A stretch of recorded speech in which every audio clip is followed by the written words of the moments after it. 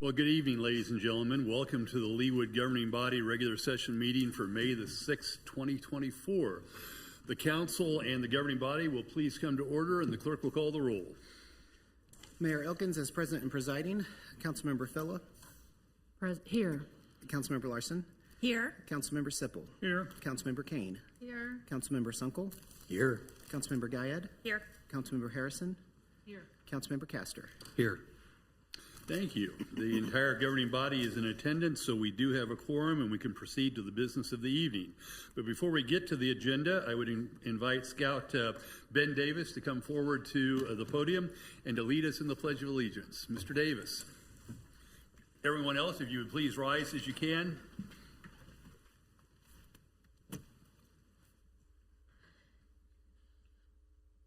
I pledge allegiance to the flag of the United States of America and to the republic for which it stands, one nation, under God, indivisible, with liberty and justice for all.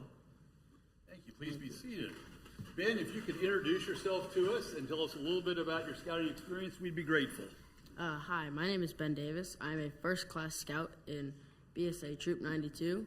We are chartered by the Lions Club, and we meet at the Church of the Resurrections on Mondays at 7. I appreciate the opportunity to lead the Pledge of Allegiance for the council meeting today, and I am in 7th grade at Harmony Middle School. Well, Ben, we very much appreciate you coming and helping us out tonight. Your presence helps to make a city council meeting what it is. So thank you very much. Thank you. Appreciate it.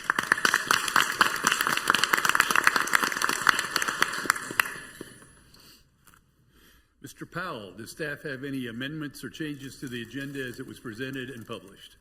Just the one item to continue. Okay, thank you. Seeing no amendments or revisions to the agenda, do I hear a motion to approve the agenda as it was published? So moved. Thank you, Ms. Filla. Is there a second? Second. Thank you, Mr. Sipple. All those in favor of approving the agenda as it was published, please indicate by saying aye. Aye. Those opposed, same sign. The ayes have it, and the agenda is approved. I note that this is a portion of our agenda where typically members of the public who've signed in to provide comments about the state of the city and various issues impacting the city have an opportunity to speak. This evening I have two individuals who have signed in, Mr. Blinn and Mr. Higginbotham. I note that you both signed in for the agenda item relating to Leawood Stage Company. So if you don't mind, we'll defer your comments until we come to the Leawood Stage Company portion of our agenda. Thank you very much.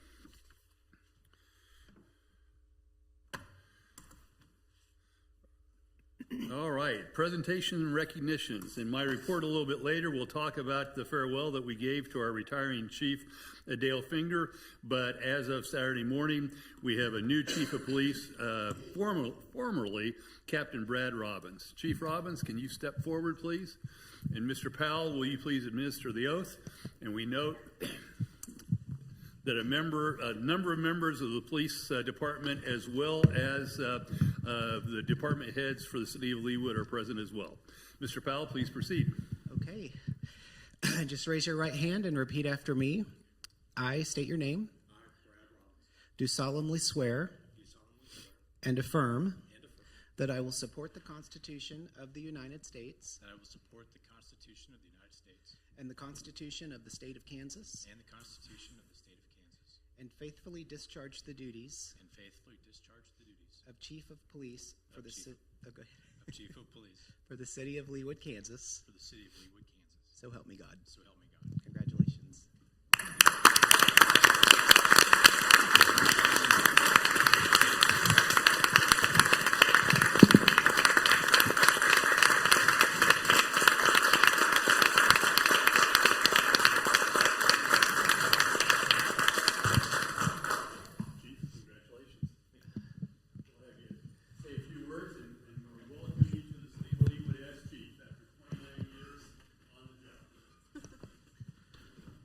Well, I can honestly say that when I started 29 years ago, this was not in my wildest dreams to be standing up here after having spent a couple of years as a citizen sitting in the crowd working for the newspaper and sitting next to the chief of police and thinking, wow, it's a pretty important guy. So I'm honored and privileged to have this responsibility. And, you know, the police department for my entire career has had a great working relationship with the city council. We've had great support from our public, and we look forward to continuing that and building on that in the future years. Thank you, Chief. Are there questions for Chief Robbins? If not, we look forward to many years of service, and we look forward to supporting you as you and the rest of your department supports all the citizens of the city of Leawood. Thank you, Kate. Thank you, Mayor. Chief.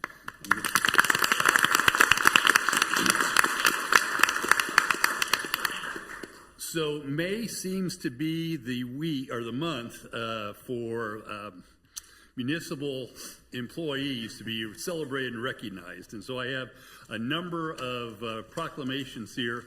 Mr. Powell, I'll leave it to you to help me figure out how to distribute these. I know that we have Police Week, among other things, so we can figure that out as we go. But initially, I note that this is Municipal Clerks Week. We are served by two extraordinary individuals, Mr. Powell and Ms. Stromberg, who do a wonderful job for us, and it seems only appropriate that we would recognize them this week. So, whereas the office of the municipal clerk, a time-honored and vital part of local government, exists throughout the world, and whereas the office of the municipal clerk is the oldest among public servants, and whereas the office of the municipal clerk provides the professional link between the citizens, the local governing bodies, and agencies of government at other levels, and whereas municipal city clerks have pledged to be ever mindful of their neutrality and impartiality, rendering equal service to all, and whereas the municipal city clerk serves as the information center on functions of local government and community, and whereas the municipal city clerks continually strive to improve the administration of the affairs of the office of the municipal clerk through participation in education programs, seminars, workshops, and the annual meetings of their state, county, and international professional organizations. Now, therefore, I, Mark E. Elkins, Mayor of the City of Leawood, Kansas, do hereby proclaim May 5 through 11, 2024 as Municipal Clerks Week in the City of Leawood, and further extend appreciation to all municipal clerks for the vital services they perform and their exemplary dedication to the communities they represent. In testimony whereof, I have hereunto set my hand and caused the seal of the City of Leawood to be affixed this 6th day of May, 2024. Mr. Powell, Ms. Stromberg, thank you for all that you do.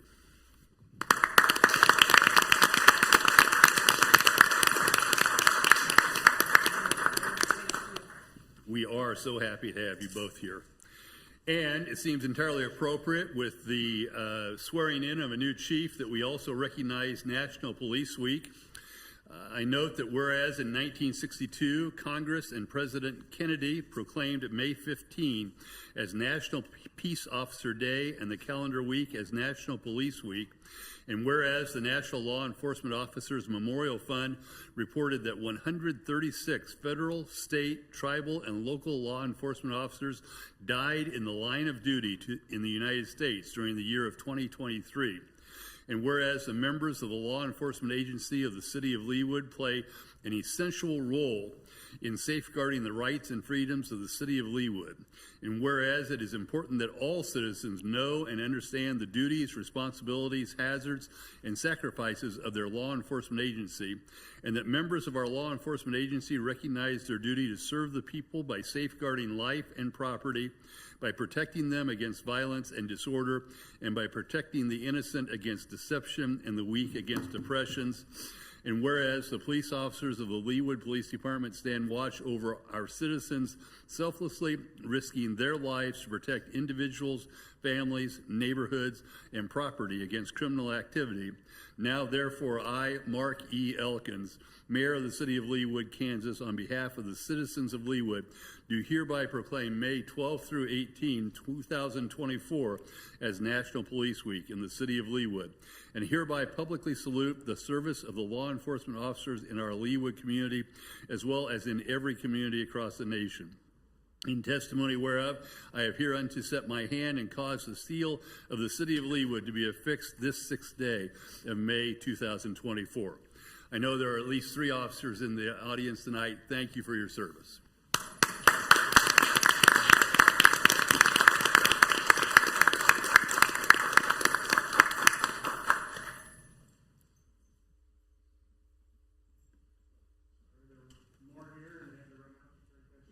No worries. That's what we hope for you guys. Photo op. Thank you so much for everything you do. Really appreciate it.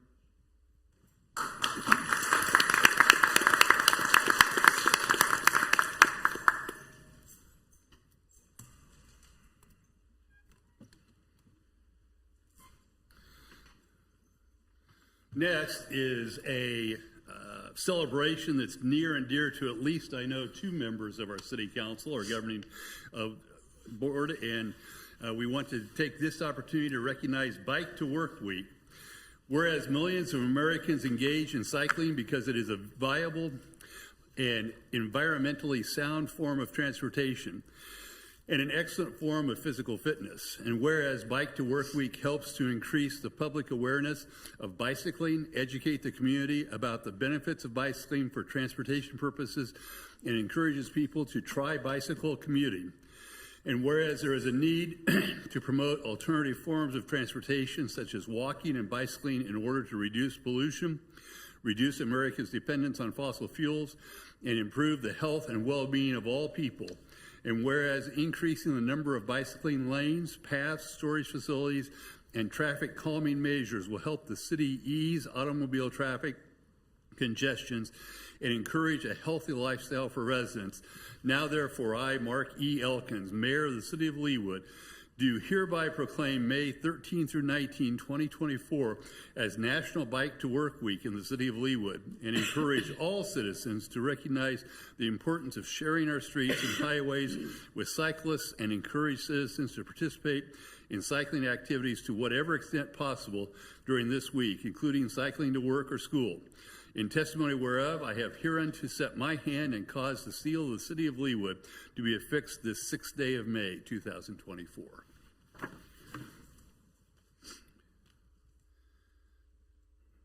And just as we're encouraging people to bike to work, we're also encouraging kids to parks. And the parks are really one of the group of the gems of our community here, and we're very pleased to recognize Kids to Parks Day. Whereas May 18, 2024 is the 14th Kids to Parks Day, organized and launched by the National Park Trust, held annually on the 3rd Saturday of May. And whereas Kids to Parks Day empowers kids and encourages families to get outdoors and visit local parks, public lands, and waters. And whereas we should encourage children to lead a more active lifestyle to combat the issues of childhood obesity, diabetes, hypertension, and hypercholesterolemia. And whereas Kids to Parks Day will broaden children's appreciation for nature and outdoors, and whereas Kids to Parks Day will recognize the importance of recreating responsibly while enjoying the benefits of the outdoors. Now, therefore, I, Mark E. Elkins, Mayor of the City of Leawood, Kansas, do hereby proclaim May 18, 2024 as Kids to Parks Day in the City of Leawood, and in testimony whereof, I have hereunto set my hand and caused the seal of the City of Leawood to be affixed this 6th day of May, 2024. Ms. Claxton?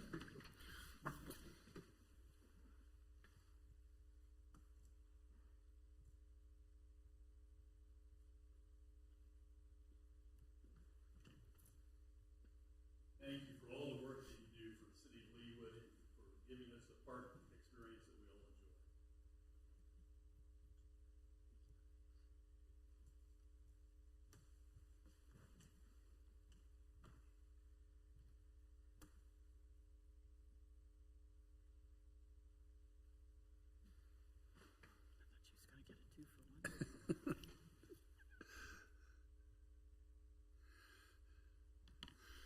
Now, just as we recognize the police force for the safety that they give to us, a large part of our public safety comes from our emergency medical services teams. And so therefore, I'm pleased to note that whereas emergency medical services is a vital public service, and whereas the members of emergency medical services teams are ready to provide life-saving care to those in need 24 hours a day, 7 days a week.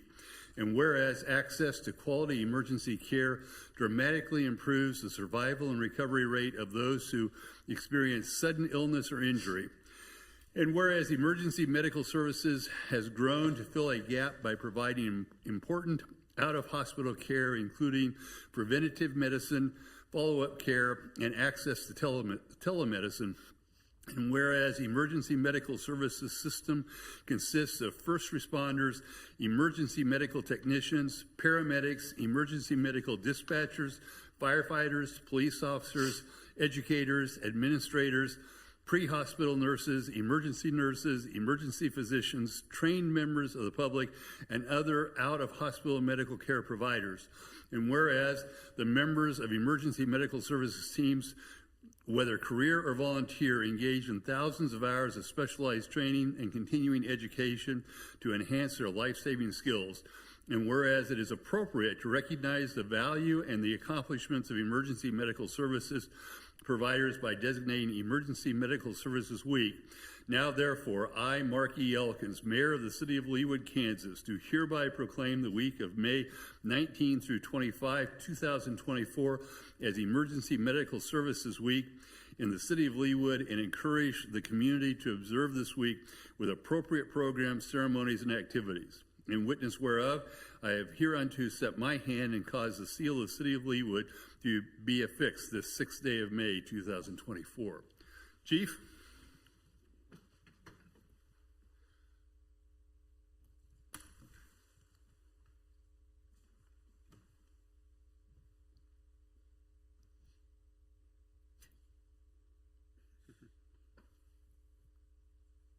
Thanks to you and your team for all that you do.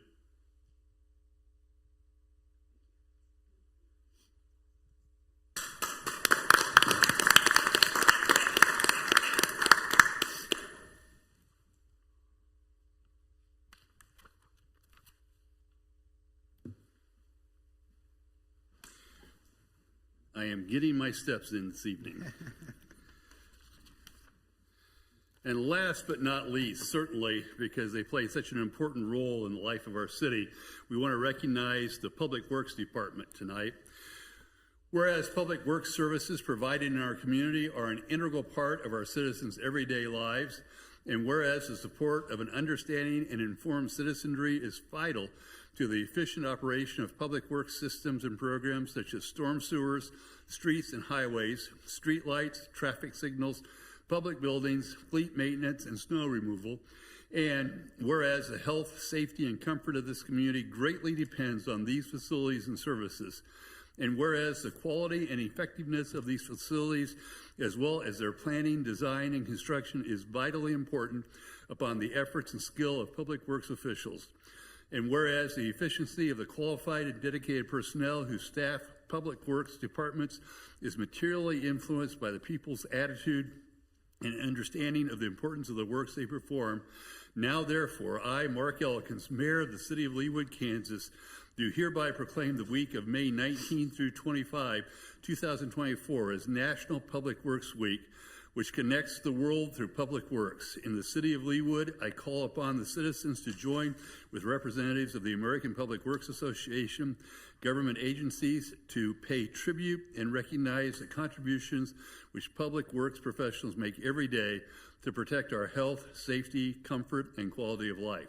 In testimony whereof, I have hereunto set my hand and caused the seal of the City of Leawood to be affixed this 6th day of May, 2024. There's Mr. Lay. I knew I saw him out there.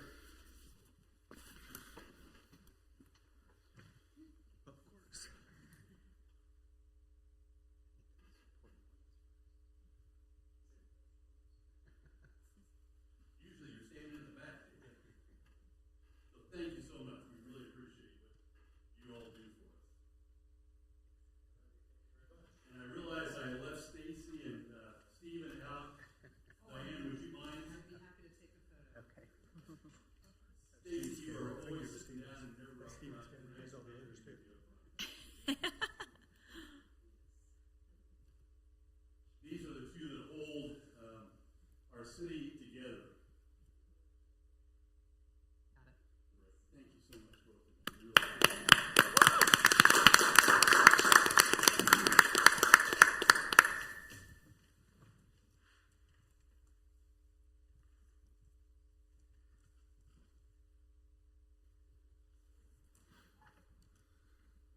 So with that, we'll move along the agenda to special business this evening. The ETC resident satisfaction survey results are to be reported out. Mr. Powell, how would you like to proceed? I can introduce Jason Murata with ETC. He's here tonight with a presentation to go over the results with you all. This is the city's first ever resident satisfaction survey. We're very, very pleased with the results of the survey, and I will turn it right over to Jason so he can have the floor to go over his data and let you all have any questions. Jason, welcome to the governing body of the City of Leawood. If you could please state your name and business address for our record, we would be grateful. Yeah, absolutely. My name is Jason Murato. I'm the Director of Community Research at ETC Institute, and we are a marketing research firm that specializes in conducting community surveys for local governments. And we just finished for the first time conducting a citywide resident satisfaction survey for the City of Leawood. So today I'm going to walk through the key findings from the survey at a fairly high level.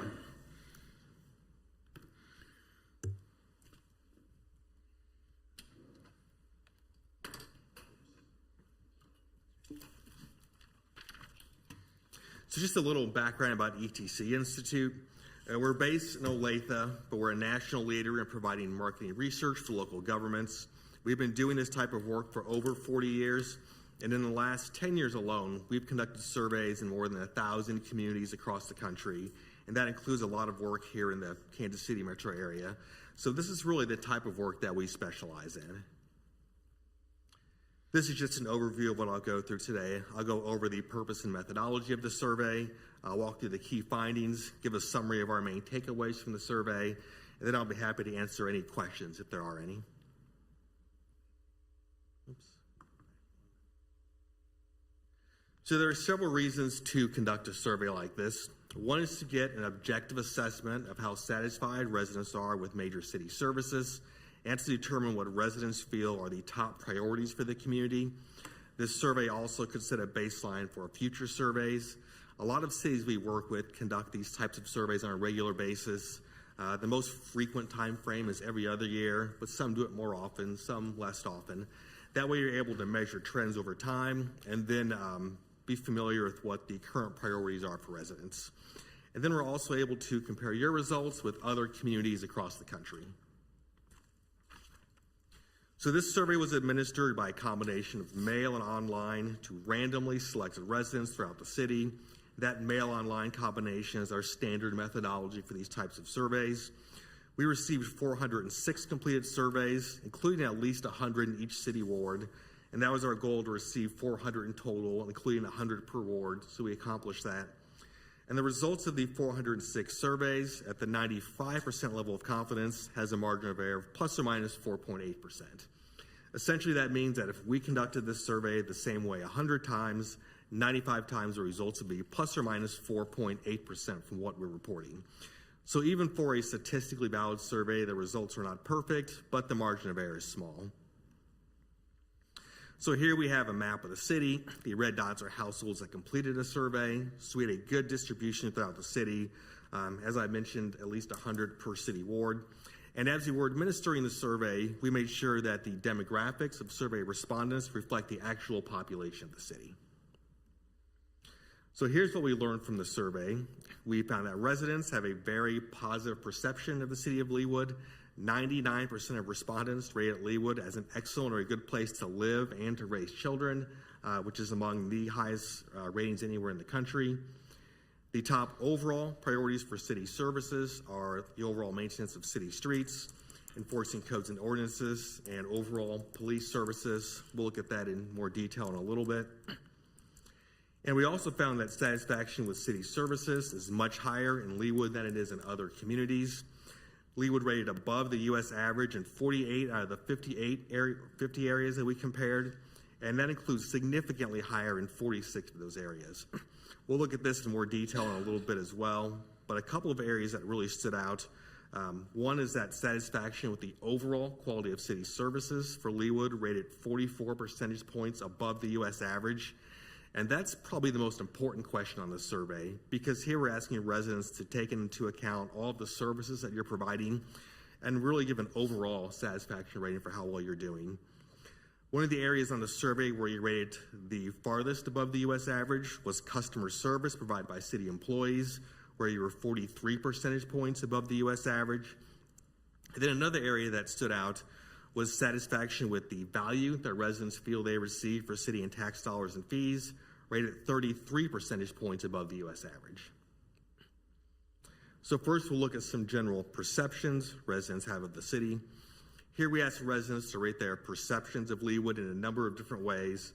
So you can see the dark blue are those who are very satisfied, the light blue is satisfied, the gray is neutral. We interpret neutral as average or meeting expectations. It's not a bad rating, but it's a rating of a 3 on the 5-point scale. And then the pink are those who are dissatisfied or very dissatisfied. So overall, you can see the positive ratings far outweigh the negative. Almost all respondents gave positive ratings to Leawood, to the appearance of the city. If you look at that second row down, 97% of respondents are either very satisfied or satisfied with the overall quality of life in Leawood. And then if you look at that fourth row down, 93% of respondents were either very satisfied or satisfied with the overall quality of service provided by the city. And that's compared to under 1% who are dissatisfied. Again, that's one of the most important questions on the survey. Here are more perceptions of the city. You can see that 99% of respondents rated Leawood as an excellent or a good place to live and to raise children. Over 90% rated Leawood as an excellent or a good place to work. This was the very first question on the survey. Here we asked residents how satisfied they are with major categories of city services. So on this question, we're asking residents to rate these areas at the big picture departmental level. And then later on in the survey, we asked about some more specific areas within some of these categories. So again, the blue are the positive ratings, the pink are the negative, the gray are neutral, kind of in the middle.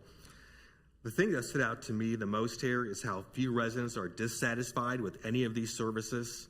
For every single one, 10% or less are dissatisfied. For a number of the services, it's less than 5%. Usually when we ask this question, even in very high-performing cities, usually there's at least a few areas that have much higher levels of dissatisfaction. It's very unusual for every single category to have 10% or less of residents who are dissatisfied.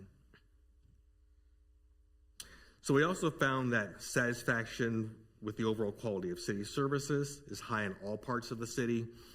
So here again, we have a map of the city, and we broke the results out by census block group, which is those dark black lines. So these are very small areas, and what this tells us is if residents in different parts of the city rate services differently or have different perceptions of the city. We create a map like this for every question on the survey, asking on a 5-point scale. So there's a lot of these maps. There's just a couple we'll take a look at. This one is for the overall quality of city services. You can see the entire map is dark blue. So this tells us that residents in all parts of the city are very satisfied with the overall quality of city services. Sometimes what happens is, even if the ratings are very positive overall, once you break it into these smaller geographic areas, you might see some pockets where residents are dissatisfied. But you can see here that's not the case at all. Here again, map of the city of Leawood. This is for how residents feel about Leawood as a place to live. And again, the entire map is dark blue, meaning that residents in all parts of the city gave very high ratings to Leawood as a place to live. And this is for the city as a place to raise children. And again, it looks exactly the same, dark blue, meaning residents in all parts of the city are very satisfied with Leawood as a place to raise children. So I mentioned earlier that satisfaction with city services is much higher in Leawood than other communities. You rated above the U.S. average in 48 out of the 50 areas that we compared, and that includes significantly higher in 46 of those areas. In other words, 5% or more above the U.S. average. In most cases, it's much, much more than 5% above the U.S. average. So for these next few charts, the dark blue line are Leawood residents who are either very satisfied or satisfied. The light blue line are the satisfaction ratings for cities in Johnson County that we've surveyed over the past 3 years. So Johnson County includes some of the highest performing cities that we survey. So the Johnson County average is extremely high. If your ratings are at or above the Johnson County average, then you're doing a really good job. The gray line shows the satisfaction ratings for the entire Kansas City metro area. That includes about 25 cities that we've surveyed over the past 3 years in the Kansas City area.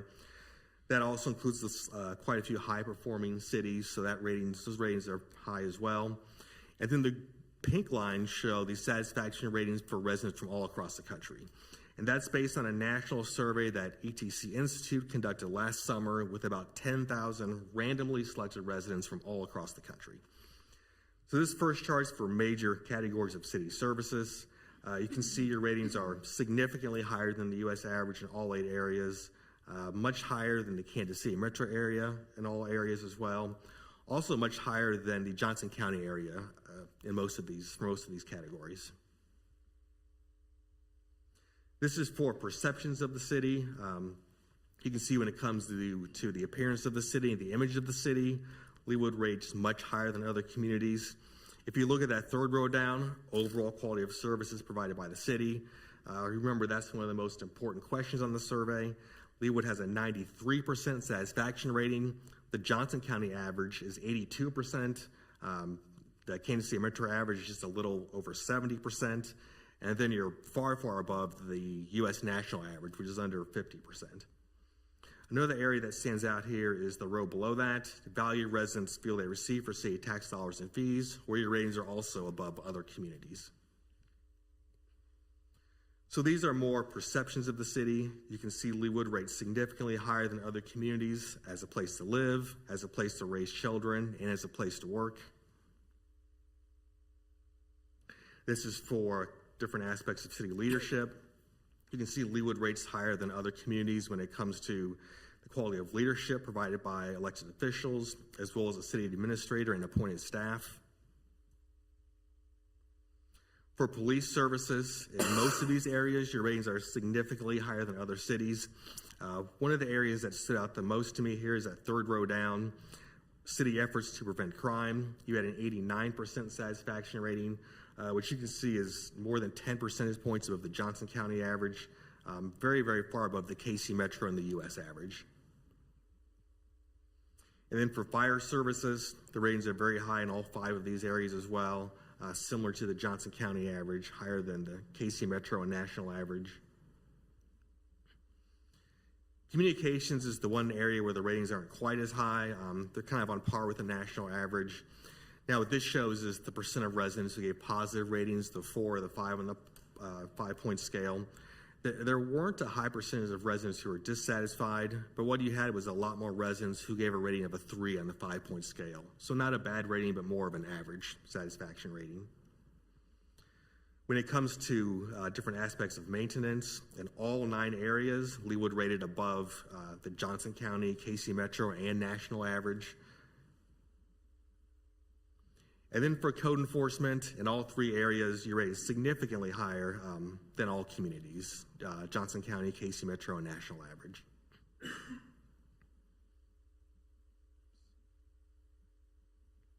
So now we'll look at top priorities. We saw earlier how satisfied residents are with major categories of city services. As a follow-up question, we asked which of these services are the most important for the city to provide. And residents could pick up to 3 choices. So the most important, the top priorities were police services, as well as fire and emergency medical services, so the public safety. And then third was maintenance of city streets. This table is something we call the important satisfaction rating. This analysis is based on 2 different types of data, which we've seen already. First, we asked residents how satisfied they are with services. And then as a follow-up question, we asked which of these services are the most important for the city to provide. So the idea behind this is that the items that have a combination of low levels of satisfaction, but at the same time are the most important, should be the highest priorities to focus on. So we're factoring in both of those items, satisfaction and importance. So this is for major categories of city services. The highest priority is the maintenance of city streets. The next highest priorities are enforcing codes and ordinances and police services. These ratings are for city maintenance. The 2 areas out of these 15 that really stand out as the highest priorities are the maintenance of neighborhood streets as well as the maintenance of major city streets. When it comes to code enforcement, the 2 areas out of these 5 that stand out as the highest priorities are enforcing the maintenance of residential properties, both throughout the city as well as in respondents' neighborhoods. These are the top priorities for police services. The top priorities are efforts to prevent crime and visibility of police in neighborhoods. You'll notice there's nothing in yellow here. In this question, everything is in green, which is a medium priority. And the reason for that is because the satisfaction ratings are high and just across the board in all of these categories. Then for fire services, just like police, the satisfaction ratings were extremely high across the board. So there's nothing in yellow, which flags it as a higher priority. But among the list, the highest priorities are efforts to manage emergencies and natural disasters, and then how quickly the fire department responds to medical calls. And then when it comes to parks, recreation, arts amenities, this is another category where the satisfaction ratings were extremely high across the board. But the highest priorities were adequate facilities for indoor recreation options, walking and biking trails, and then maintaining city parks. And this chart is something we call the priority investment rating. This was focused on recreation and art programs.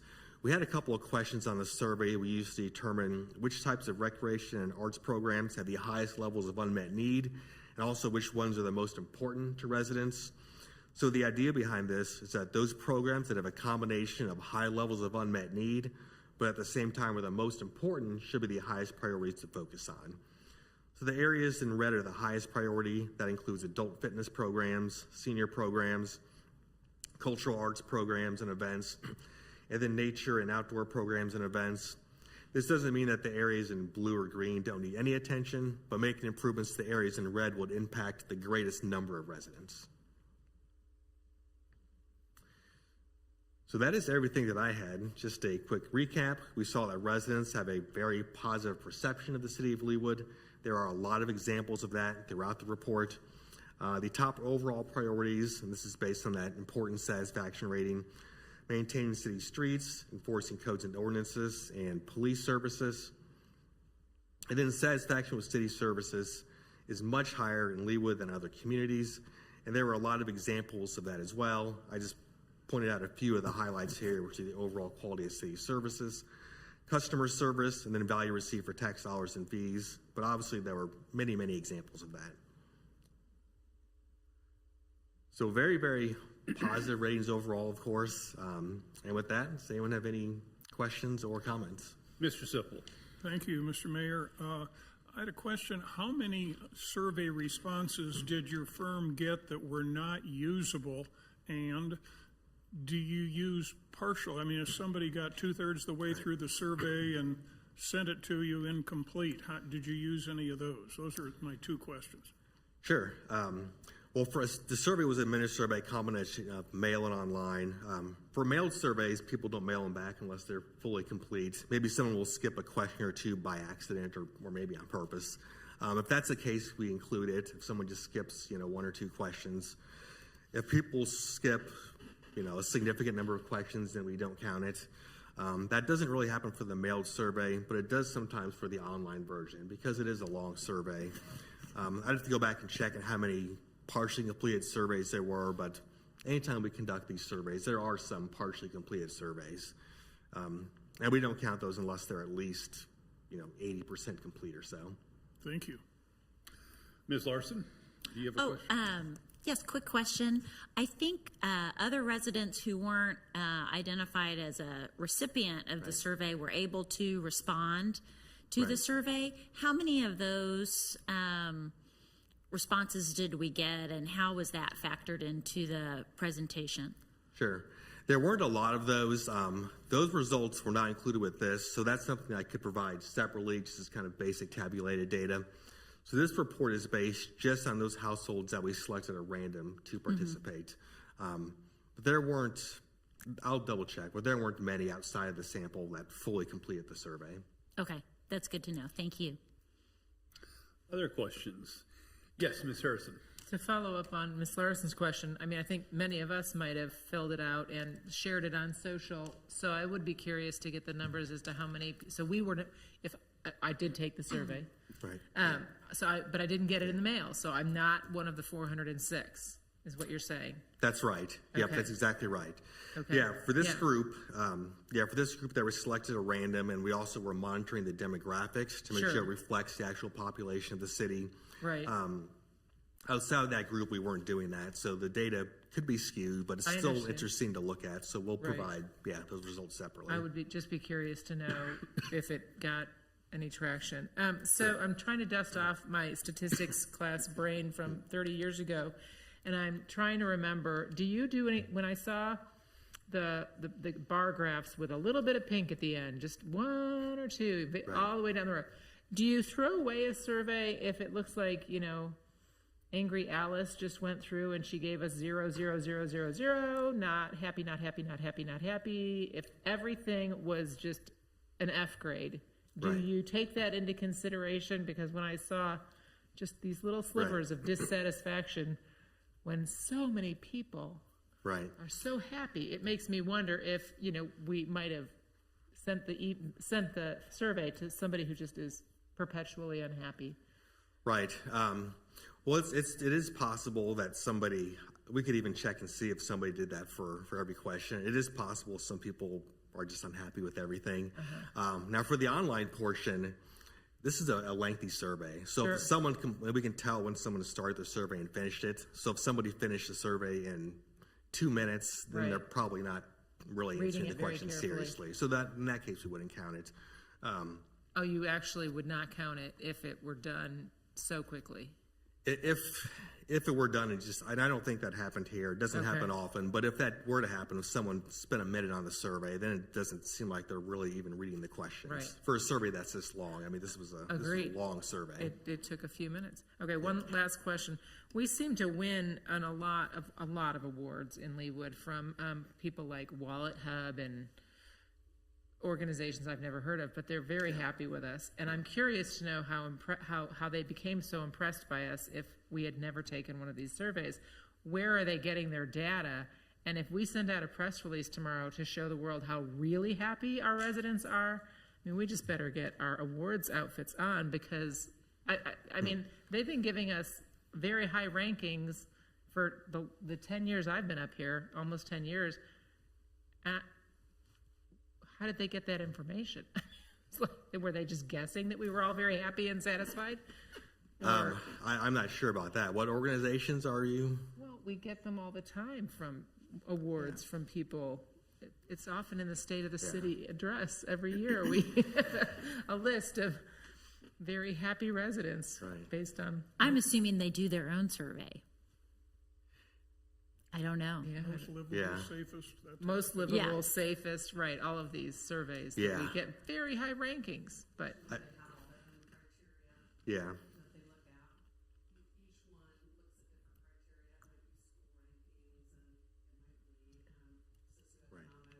I assumed they were looking at surveys like this that were, okay, so it's going to be exciting. Okay, very good, thank you. Yes, Ms. Gayed. Thank you, Mr. Mayor. First of all, thank you very much for your presentation. Greatly appreciated. It's really nice to see the statistics that really back what we know, that Leawood is a premier city, so thank you for that. You spoke a little bit about the demographics of you were trying to make sure, or you were ensuring that it was an accurate depiction of the entire city. Can you tell me a little bit about how you did that? So if you were getting like certain weighted on a factor, a demographic factor, you wouldn't take the entire amount of surveys, or how? Can you tell me a little bit about how you did that? Yeah, sure. So there are a number of demographic questions on the survey: age, race, ethnicity, gender. So we start by mailing the survey to those randomly selected households. And as surveys are being completed, both online and through the mail, we monitor those demographics. If there's certain groups that aren't responding as well, whether it be younger residents or certain geographic location, then we can follow up with those groups. There's different ways we can do that. It can be a postcard with a QR code and link to the online survey. You can post social media ads to specific people. You can send text messages. So we just use whatever method feels like would be the most effective for whatever group wasn't responding as well. Did you have to do some of that work to get? We did some of that with social media is what we normally do. That seems usually the younger residents don't respond as well to the initial mailing, even though there is a link to the online survey on the mailed survey. So that's what we did in this case, and that's almost always what we do is do some social media follow up. geared towards the younger residents. Okay. Because that is just an interesting on that, the top priorities for Parks and Recs activities. You have, we have a greater interest in senior and adult activities versus youth activities. And I'm wondering if that's a representation of the responses to the surveys, or you're saying that it is a representation of our demographics as a whole of the city? Yeah, the age groups are a good representation of the city.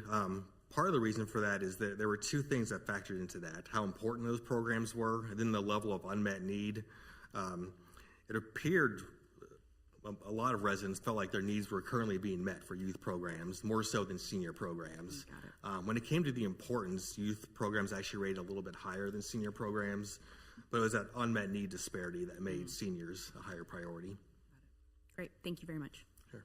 Thank you, Ms. Gayed. Additional questions or comments? Well, sir, we very much appreciate the work that you did on this, and it's very enlightening. We're about to enter into a strategic planning exercise, and the results of this survey will factor pretty significantly into that strategic planning exercise. So thank you for your presentation tonight. We're very grateful. Yep, absolutely. Great. Thanks, everyone. Thank you. Well, thank you. That takes us now to the consent agenda this evening. There are a number of items on it. Are there items that individual members of the governing body would like to withdraw for additional discussion? Ms. Kane. Items G and K. G like girl and K like kite. G and K. Thank you. Any others? I would pull item M as in Matthew as well, please. Are there any other items to be withdrawn from the consent agenda for additional discussion? If not, is there a motion to approve the consent agenda with the exception of items G, K, and M? So moved. Thank you, Ms. Second. Kane. Thank you, Ms. Larson. Any discussion of the motion? If not, all those in favor of approving the items on the consent agenda with the exceptions of G, K, and M, please indicate by saying aye. Aye. Those opposed, same sign. The ayes have it, and the consent agenda, with the exception of items G, K, and M, are approved unanimously. I'll take up item in a little bit reverse order tonight, but it can be easily disposed of. Item M was on the agenda in anticipation that the right-of-way maintenance agreement would be concluded and ready for review and approval this evening. As I understand it from the city clerk, that agreement is still under negotiation and not quite ready for approval. Is that correct, Mr. Powell? Correct. In that case, I would entertain a motion to continue item M to the May 20, 2024 regular meeting of the governing body. Is there such a motion? So moved. Thank you, Ms. Larson. Thank you, Dr. Castor. Any discussion?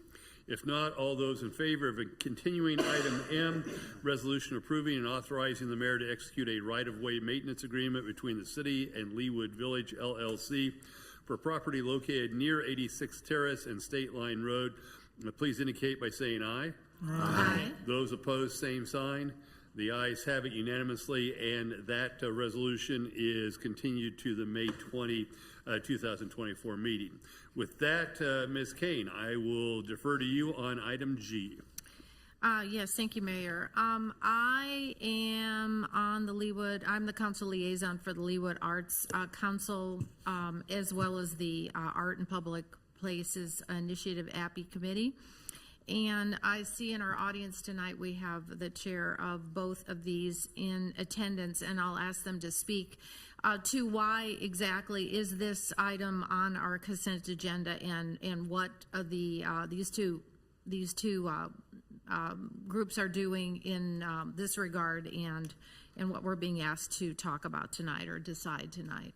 Ann Blessing, if you could come forward, and Kim too, if you want to both come forward. We had a phone conversation, a three-way phone conversation. Here's all my scribbles from yesterday, but I knew they were both going to be here and they can speak for themselves. And we're so lucky to have you both, and you're neither one of you allowed to go anywhere ever. Ever. You have to stay with us forever. And as well as our new cultural arts supervisor, Melissa Duggan. If you haven't met her yet, she's awesome. So thank you, ladies. Thank you. Welcome, Ms. Blessing. If you could state your name and address for our record, we would be grateful. Sure. Ann Blessing. I'm chair of the Leawood Arts Council. I live at 2124 West 115th Street in Leawood. I guess by way of background, because I know we have many new council members, and you got this long document with a lot of red on it, and I will summarize by saying that this art policy was first adopted by the City Council on September 28th, 1998. It's been amended several times. It's amended by action of the City Council. The last time it was amended was December 7th, 2015, so it's been a while. The reason that we are bringing a proposed amendment before the City Council tonight is that we need to change the funding of the Capital Art Fund in that document from $5 a resident to $7 a resident. That is per action of the City Council in 2022, I believe. And that is now, that new $7 per resident funding mechanism is now effective. So that is on page 7 of your red line, Roman numeral 9, capital A, numeral 2. So while we were doing this, we made 2 other substantive changes to the policy. The first is on page 3 of the red line. It is the composition of APPI.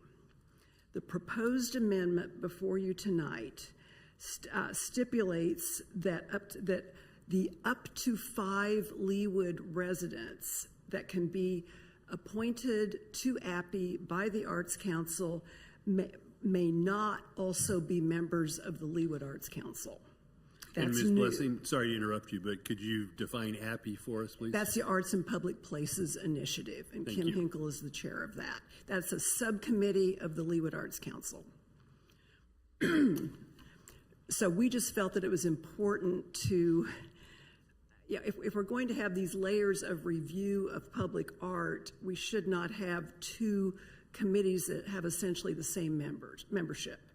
So current members are grandfathered, but as we have resignations, as people step away, we will be filling those slots, and we're doing that now with people who are not also on the Arts Council. So that's substantive change number 2 beyond the $5 to $7 a resident matter. And that is on page 3, Roman numeral 5, capital A, at the top of the page. The other substantive change, the last one, is also on page 3. Currently, APPI is charged with updating and getting the approval of only the City Council for any amendments to the policy. The proposed amendment states that APPI must get the approval of both the Leawood Arts Council and the City Council for any proposed amendments. Under this arts policy, everything else that APPI does comes to the Leawood Arts Council for approval or for recommendation on to the City Council. So this is just making that process, the amendment process for this policy, consistent with the review of public art. So, the Arts Council cannot approve of the amendments. All they can do is look at what APPI proposes and then again recommend those improvements on to you for approval, because only the City Council can amend the policy. The balance of the red was kind of a while we're at it exercise. There was some formatting that we wanted to change, some grammatical errors, some cleanup, some clarification, some things that just reflect our current practices, and so that's the rest of that. APPI discussed and recommended approval to the City Council at its meeting on September 11th, 2023. The Leawood Arts Council reviewed those amendments, but of course, under the current policy, we do not have the right to recommend. So we, said it looked good. on September 11th, 2023. So that brings us before you tonight. And then can you just talk a little bit about how the strategic planning is going to move forward with the arts and APPI, and how it's going to dovetail with our new strategic planning on the city level? The Leawood Arts Council and APPI will be undergoing a strategic planning or strategic prioritization process. We'll probably begin discussing that this summer. However, we will not finalize anything or approve anything at our level until the City Council has completed its process and approved your plan. That way we can make sure that we're acting consistently with the City Council, and you may have some items in your strategic plan that relate to us. So we'll be able to look at that and adapt our plan accordingly.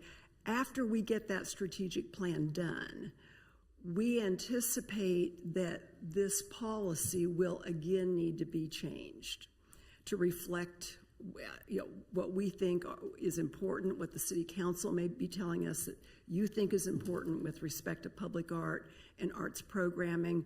We got some good information tonight on the survey, and we'll be taking that into account as well. But in any event, after all of that is done, I anticipate we'll bring before you another arts policy, so you may not be done. I'm sorry. But for right now, we didn't want to change any more of the current policy than we needed to, just out of respect for your time. So that's kind of our calendar going forward. And I thought it was important, especially the new members and our new mayor, to for you guys to get a little snapshot. You're not in the meetings with us. I know how stellar these ladies are and what a tight ship they run, and what great things are happening on that department. And I wanted to that to be shared with their own words. So I will move to approve this if there's no other. I'm not asking your question, Mayor, but yeah. I will make a motion to approve these changes, knowing exactly that this is the beginning of a part of a process that will be ongoing. But for tonight, that's what my motion will be. Thank you, Ms. Kane. Is there a second? Second. Thank you, Ms. Harrison. Before you all step back, Ms. Hinkle, we brought you down here and we made you stand up in front. If you could introduce I just have 15 yourself. to 20 minutes prepared for you tonight. If you could introduce yourself and your address, and please anything that you have to add. We Sure. appreciate your efforts from the Arts and Public Places Initiative. Thank you very much. I'm Kim Hinkle. I am at 12316 Pawnee Lane, Leawood. I am the chair of the Art and Public Places Initiative and the vice chair of the Leawood Arts Council. So I'm just pleased to be here. I take great pride and joy in our art, and really delight in serving the city. So I appreciate the opportunity to do that. Thank you. And we take great pride in the art that you all have helped bring to Leawood, and it's a truly a treasure of our city. I want to thank Kim. She just does a stellar job. And She does. Too kind. Any additional questions for these ladies? Ms. Larson. First, thank you for all your work. You are volunteers. You have spent countless hours helping to make our city beautiful, and it's so appreciated. I think that these are all great changes. I had one question on page 4 under the duties and number 2, duties and responsibility. The selection panel will, and then section D, present the recommendation to APPI with project timeline, shipping, estimated installation costs provided by the artist, and anticipated maintenance limitations. And my only hesitation is that artists are so talented in creating art, but maybe not so talented in figuring out how much it's going to cost to install the art. Do we want to add a recommendation to have an engineering estimate, or did I miss that somewhere else in here? I read it thoroughly, but it was a long document. Our position on that is that the selection panel maybe, these are art professionals we bring together to select public art, and I'm not sure they need to get down in the weeds on like engineering and installation costs. So Right. at that level, we anticipate that they would look to the artist, but at the APPI level and at the Leawood Arts Council level, we will be asking for estimates beyond just what the artist says. Right. So it will not come to the city council, a proposed art piece, without some engineering reports and And maybe that comes from the Parks and Recreation Department as a little amendment, like a little extra in here, that our Parks and Recreation Department would consult with an engineering firm for a number on the installation costs. Just brainstorming on. yes, we will be very careful about. Yeah. Would it be estimates. appropriate to put it in this document, or just as a general? It will appear in the next iteration of this document. Okay. And at this point, we are not looking at, we're not going to be bringing any proposals for public art before the city council. We are going to be in strategic planning. The other thing we've got going is we have a lot of maintenance we need to do on our existing pieces.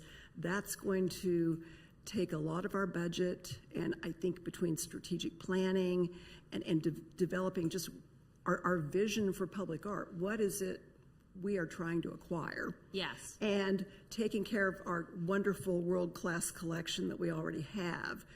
We're probably not going to be bringing anything to you under this policy. And I predict that with the policy that comes before you next is going to be much more specific about, as we get into this with our strategic planning, about who's in charge of doing what and what kinds of estimates we need. So Thank you. We are very cognizant of that. Thank you. And are you comfortable that we want to provide you the funds you need to maintain the beautiful art that already has been acquired? Are you comfortable with the 10% maintenance? We'll be looking at that too. Yeah. Okay.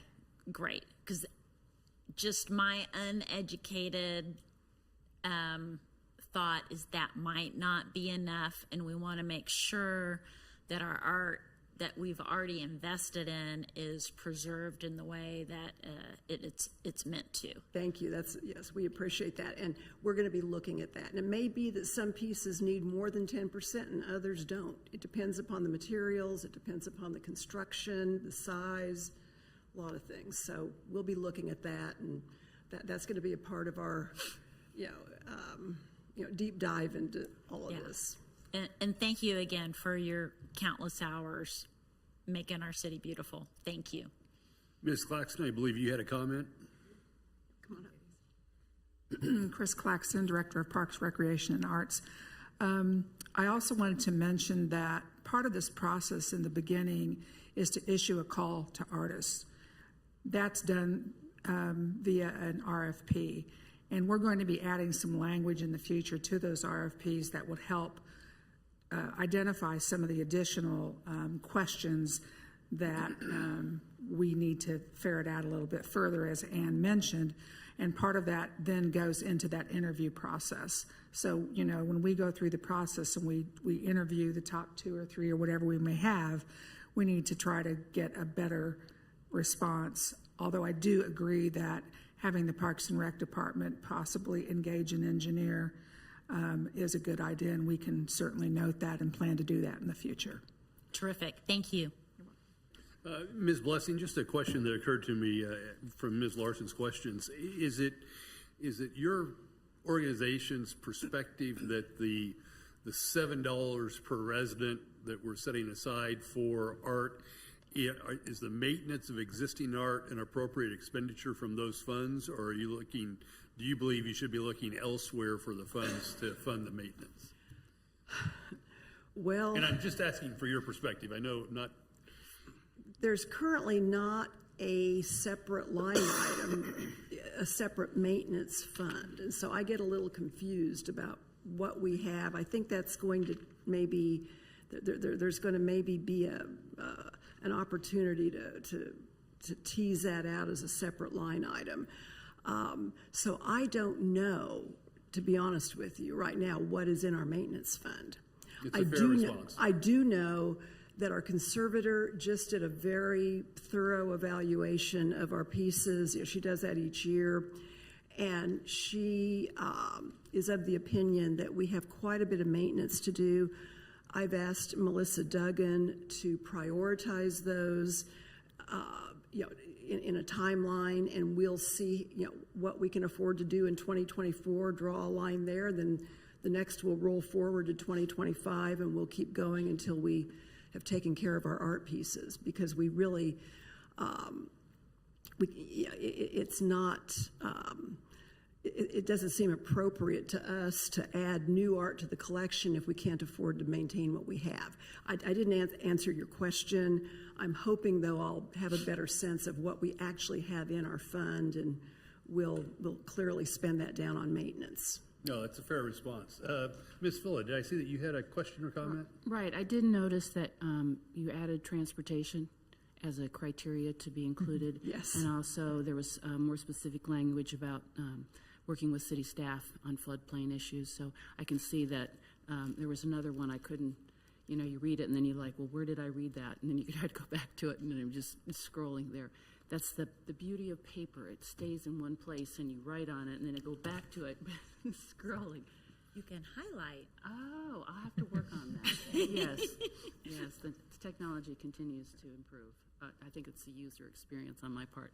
So anyway, I just wanted to commend you for obviously the work you do, as well as it is more readable the way you've made the changes, and you're starting to address some of the things where we tripped over last time, and it'll just keep getting better as you continue to put your finesse to the situation. Thank you, Ms. Filla. Yes, Mr. Sippel. I just want to comment real quickly that I think that the work that you two do, plus your committee does, with the public art that we have, probably contributed significantly to the high satisfaction survey that we heard a half hour ago, because makes Leawood a very special place to live. So thank you for what you do. Thank you, Mr. Sippel. Ms. Harrison. Thank you. Two quick questions. I'm looking at page 9, the private donations of art. I guess in the 8 or so years I've been up here, we have received, and this might surprise some of our newer members, several pieces of donated art. One that was from the AAFP, the globe that ended up at Justice Center, the big yellow at College, several pieces in just 8 years. And I see that you, and some of them have funny stories as to how we had to get them out of backyards, and cranes were involved, and frozen earth and things like that. It's interesting. It's some of these stories. But so sometimes it's very, very expensive for us to get the piece installed. So it's a gift with a big price tag. And I see that you have the donated art must be accompanied by a maintenance fee equal to 10%. And I guess and maybe this is just something we have to flesh out when a donation is offered. A lot of questions have to be asked, and we have to have the information about, well, it's lovely, but it's going to cost us, $150,000 to get it out of your yard, or to get it to Leawood, and one of them had to be extensively refurbished, lots and lots of money. So should there be a conversation about also, or when you get a gift, should you just say, well, we'll have to take on the funding of fixing it, installing it, moving it, all of that, the study, engineering? I think those are all the questions that we have to ask for every piece and we have said no to pieces that have been offered on donation before. They would just never have gotten to this level, because there's certainly a wide variety of art out there that is offered to us. We don't hear those stories. It's okay. And so generously offered, I must say. Sure. But and so I think those are all part of the conversation. I think our thought in requiring additional funds to be donated with the art might in fact keep the art from being donated. And so I think it's something that we have to think about and ask those questions and determine how much maintenance and if it's worth it to add it to our collection. And I think only those pieces where we feel like it rises to that level would ever then be recommended up from a selection panel to APPI to the Leawood Arts Council and then to the governing body. Okay, good to know. Okay, my second is not such a question, but a suggestion. I don't think that most of our residents know that there is an actual Tomahawk Creek Sculpture Garden, that is a thing, because there's no signage. I'm a big fan of signage, maps and signage. That's like my game. And I don't know where the Sculpture Garden begins and ends. Again, there's no signage. I would imagine it probably begins and ends somewhere along Tomahawk Creek Parkway. But I think that a lot of people are missing the point of so much of the art being centered in one space. I think they think, oh, well, it's near City Hall, or, you know, it's where we had green space. But no, it was actually this plan. And so is there Yes. signage? Yes. Is not everybody's game, but it can be cluttery. It can also be done well. But is there a goal? I think that's really a conversation that we've committed to having as part of a strategic priorities process, is kind of looking at that and how we do that and how we do it well. Yeah, exactly. I mean, it needs to be done well. Right. We agree. We're aware of. Okay. And I know it's all about, well, who's going to pay for it? I know. We'll figure that out later. But I do think there would be benefit in telling our residents and our visitors that we have this concentration for a reason in this area. It wasn't just we threw darts at a map. Agreed. So, all right, thank you. Thank you, Ms. Harrison. And Ms. Blessing, I know from conversations you and I have had that there at one time was a great brochure that was done at an earlier time. It's outdated now. Is it your expectation that that'll be updated after your strategic plan, or is that something that we'll see sooner? You will see it as soon as reaching is installed and we get a good photograph of it. Everything else is ready to go to the publisher. We do have an online brochure that is up to date up until reaching. And we're hoping that we will be printing, though, the brochures because, they're nice to give to people and to have for tours. I keep one in the pocket of my car in case I want to show people our art. And so we will be printing those, but we're waiting to get a good picture of reaching. And July 1st. July 1st is what we're all counting on. So, but yes, it's a great way to enjoy the art in the Sculpture Garden is the interpretation, the interpretive material that you all have included to describe and explain the art is helpful to those such as myself who may not be as sophisticated. So, yes, Ms. Filla. Thank you very much. I just wanted to second the comment that Mr. Sipple made in terms of probably the impact contributed to some of the positive numbers we've got, because it is so impactful, that the visual of it. I was wondering if you guys, we talked about it at a different time with the World Cup that there's some soccer art there and whether we can leverage that. It's interesting that was an area where we didn't score as high in, and now we have a new communications focus. So I think this is all coming together in a very timely fashion. Well, we have the two soccer sculptures in the city park. Right. But so we're working on that, tying into the World Cup. Yes, good. And then way back when with sustainability, we did a bike ride called, I think, Spoken Art. And it's been a long time, but now we've got our north and south, and maybe that's another avenue we can capture some tie into the story of art and come see it. Thank you, Ms. Phillip. Other questions for Ms. Hinkle or Ms. Blessing? If not, is there any additional discussion on the pending motion? No, but thank you for coming. I knew you were coming anyway, but thank you for your explanation. I think it was well done tonight. And again, we have so much new up here, and some of them hadn't had the pleasure of meeting you. So thank you for coming. All right. Thank you, Ms. Kane. Any other discussion on the pending motion? If not, we'll move to a vote. All those in favor of approving a resolution approving amendments to the Leawood Arts Council Public Art Policy Guidelines Art in Public Places Initiative, as it has been presented, please indicate by saying aye. Aye. Those opposed, same sign. The ayes have it, and the amendments to the Leawood Arts Council Public Art Policy Guidelines are unanimously approved. I believe that brings us to item K on the consent agenda, which is a resolution approving and authorizing the mayor to execute an engineering agreement between the City of Continental Consulting Engineers, Inc. in an amount not to exceed $69,000 pertaining to a preliminary engineering study of the Middle Lake located on Tomahawk Creek Parkway. Ms. Kane. Yes, Mayor, thank you. So Chuck and I are the liaisons for Parks and Rec, so I view this as one of our responsibilities when it falls under one of our committees. Ms. Claxton, can you tell the new members, is this not the first dollars that we've spent on the Middle Lake? This has been, that solely deteriorating and not holding water is not a new situation with the Middle Lake. So can you just give them a little history background? I certainly not going to not approve this or not recommend approval of this expenditure because I think it's an asset. But this is not a new problem. So I thought maybe a little bit of background would help. So some of the background we'll start with is that prior to the construction of the office buildings on the west side, we used to have the opposite problem. The Middle Lake would fill and the North Lake would not, just based off the runoff. So when those came online, that flipped. We have not done anything to the Middle Lake. It's the North Lake that we did.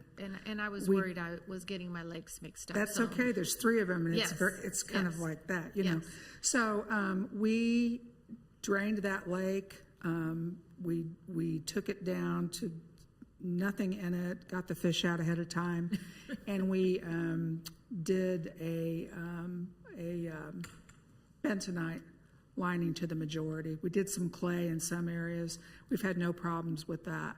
We did some work on the South Lake, not as extensive as what we did on the North Lake. So that Middle Lake, just, what this will tell us is, where, what's the problem? Where is it leaking? Why is it not holding water? And also give us an estimate of what that cost might be to fix it. So that estimate hasn't been done because the preliminary engineering study, the PES, hasn't been completed. But, even with the rain, it doesn't hold very long. We've had a lot of rain. If you saw it prior to this week, you've probably been by there. More than half of it's gone. It's not filling, keeping fill, particularly on the side that you see from the roadway, from the parkway. Right. So this, to me, again, falls under the category of taking good care of what we have, right? So, and things cost maintenance is a part of everything. So, thank you for the explanation. With that, I move to approve this recommendation, and I appreciate the time. Thank you, Ms. Kane. Is there a second? Thank you, Ms. Larson. Ms. Filla, I believe you have a question or a comment. I do have a question for Chris. By the way, we missed giving you a round of applause when we were handing out our proclamations for kids to park. So I really wanted to give you a round of applause for what you do. Thank you. That's nice of you. We have a lot of kids in our park, as you know. That's right. So because my husband's a master naturalist, I have come to learn what a vernal pond is. Is there any chance that the Middle Lake might become a vernal pond? Which is a seasonal, like a lot of times it can be a spring and fall when there's a lot of rain. You get, the benefits of toads and other things that love to take advantage of that environment. Is it an all or nothing, or is that going to be one of the discussion items? I think after we find out what's causing it to not retain water, that could be part of another discussion. I mean, we do have lots of that activity in all of our ponds. That's one of the ponds that we don't stock because it runs so low that the fish would not live. Mm-hmm. But we do stock the other ones. But environmentally, we have, turtles and, some other friendly things like snakes. But they're all living in the environment happily ever after. So, but we can have that discussion for sure in the future. Yeah, I just thought I'd bring it up because it's Yeah. a concept I have never heard about until my Yeah, I husband have shared. heard of it, so Yeah. that's interesting. Yeah. Thank you, Ms. Filla. Other questions or comments concerning the engineering study for the Middle Lake? If not, thank you, Ms. Claxton. I appreciate your time this evening.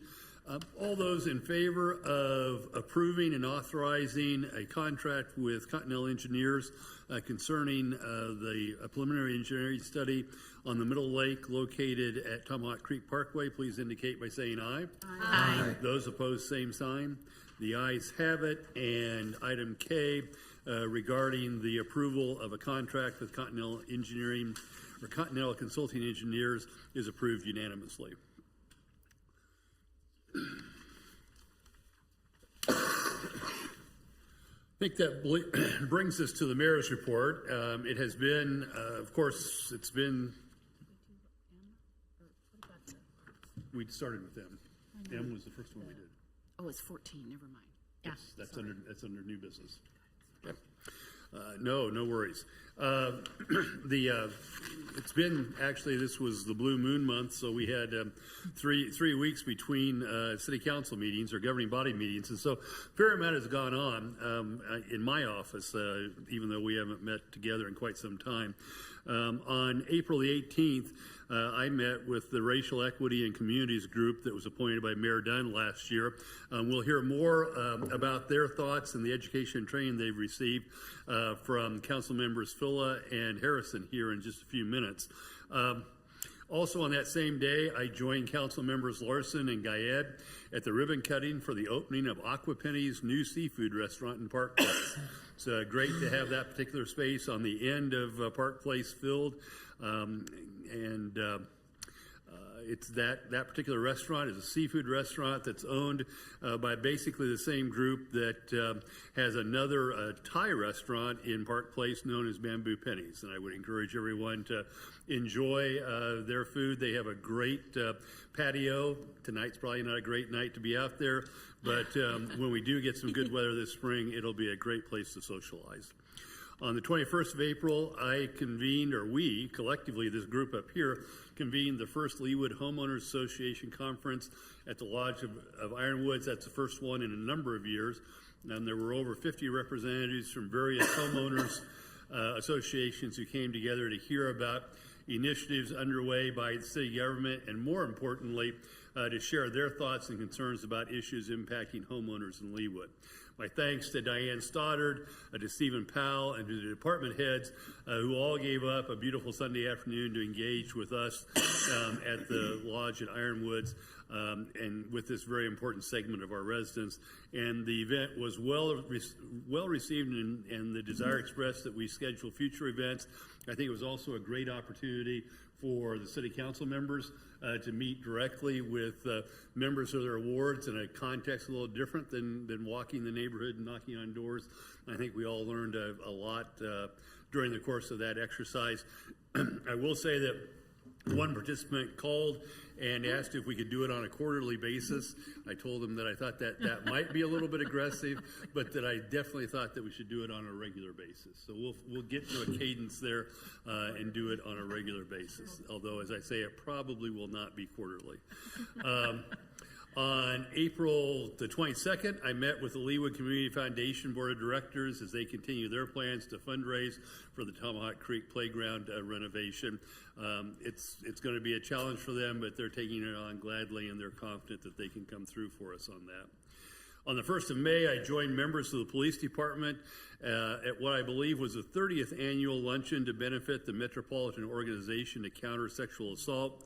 The keynote speaker for the MOXA luncheon was former competitive gymnast Sarah Klein, who was one of the first abuse victims of former Olympic team doctor Larry Nassar, who spoke about the importance of the support provided by organizations like MOXA to victims of abuse. She was an extraordinary speaker.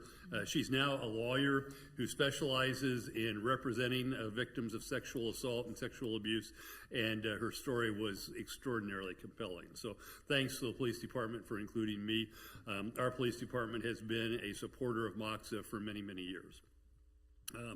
Also, May 1st was a busy day. I also joined City Administrator Diane Stoddard and City Council Member Mary Larson at the Verona Gardens Homeowners Association annual meeting.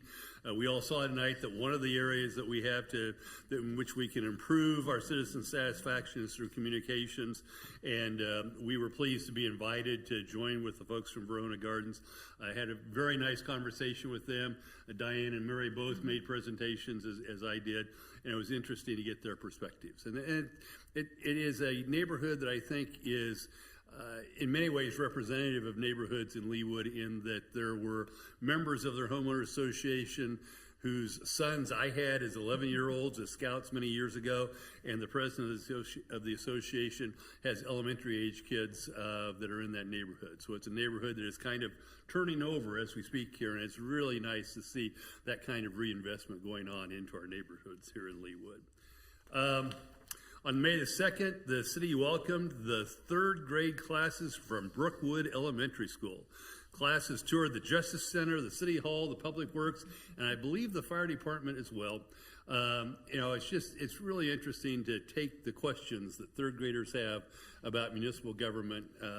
They inquired as to whether I actually live here at City Hall, which my wife has now inquired about as well. But I told them it was a little different than the White House, and that I did in fact have a home that I went to at night. And interestingly, this was just a small world story. One of the parent chaperones who was with us was retired Leawood police officer Phil Goff, and he was the DARE officer at Mission Trail Elementary School when my kids were in school. And it's really interesting to see him now as a retired police officer with his own 3rd grade daughter or stepdaughter, and it was a great opportunity to say hello to him.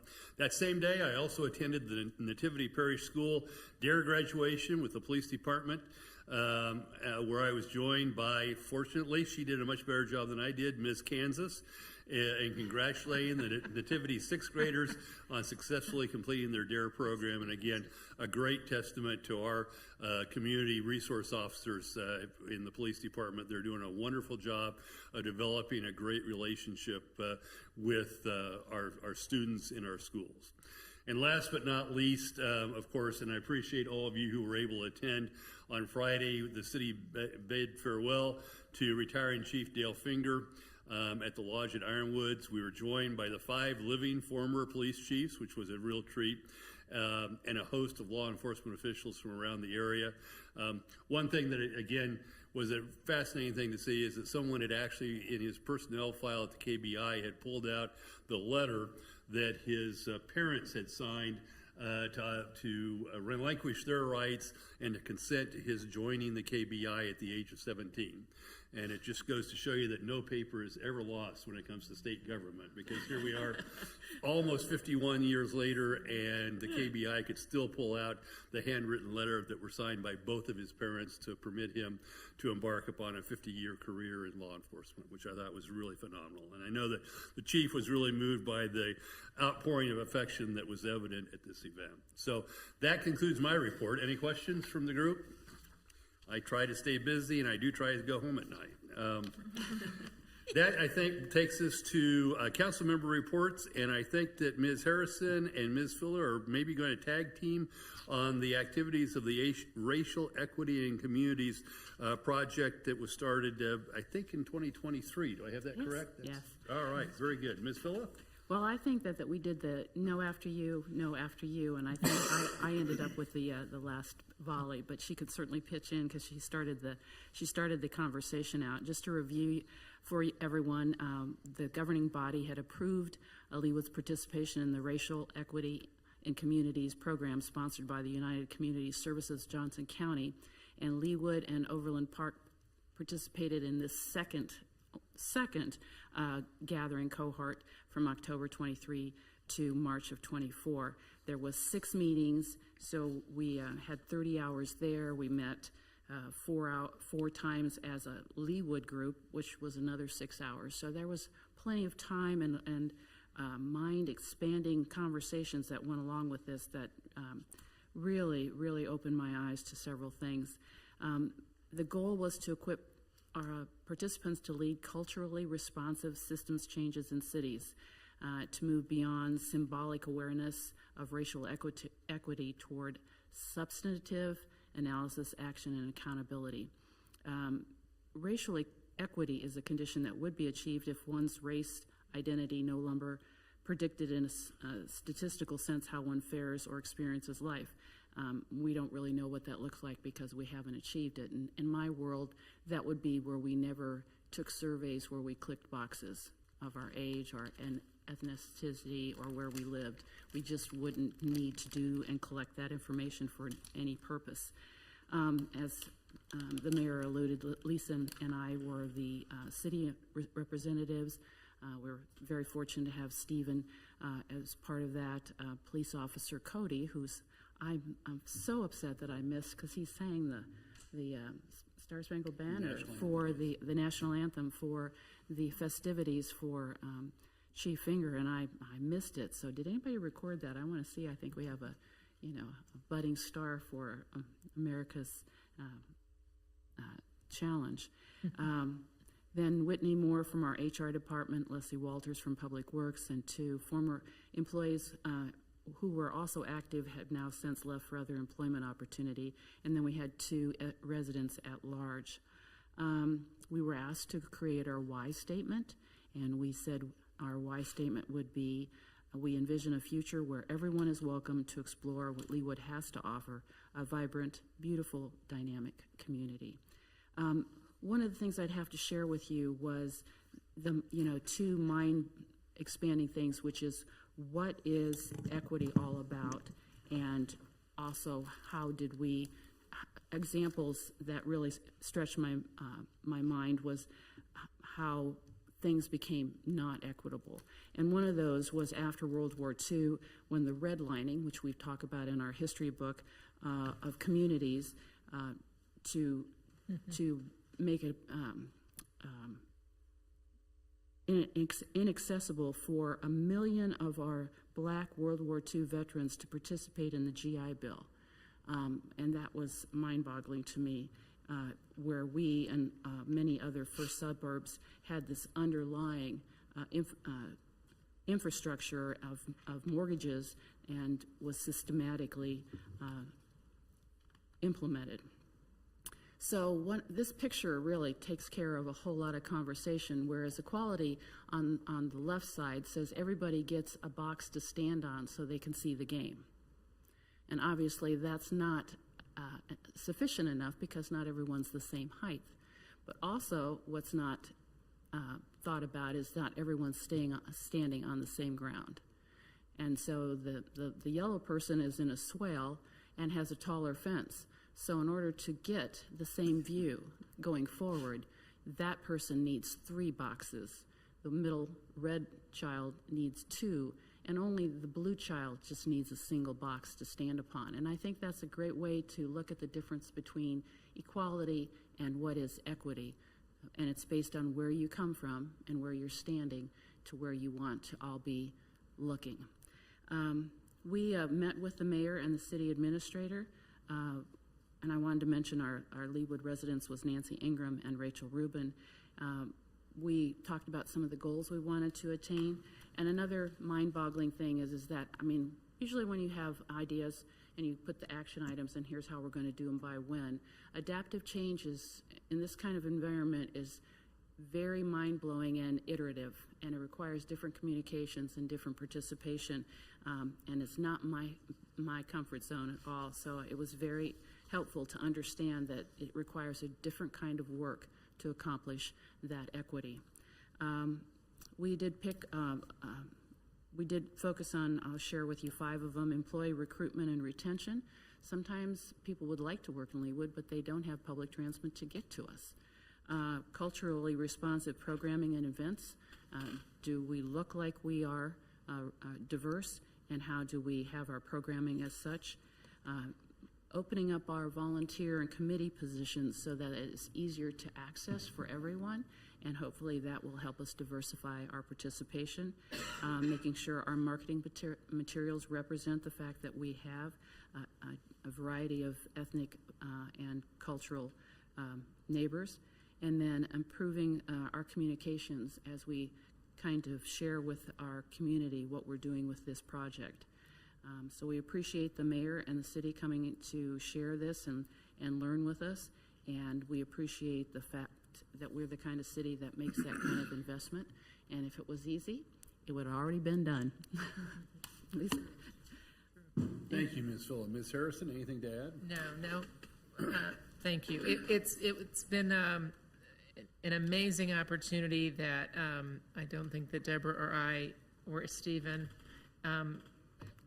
fully understood what we were getting into when we replied to an email request months and months and months ago. We certainly didn't understand how many hours of reading opportunities there would be, but it has been very eye-opening and a little scary, and a little. There's been moments when we needed to turn down the heat. That's a new phrase we have in our playbook. Had to turn down the heat and take a pause, because this is emotional stuff for people, and it can be awkward and it can be a little scary.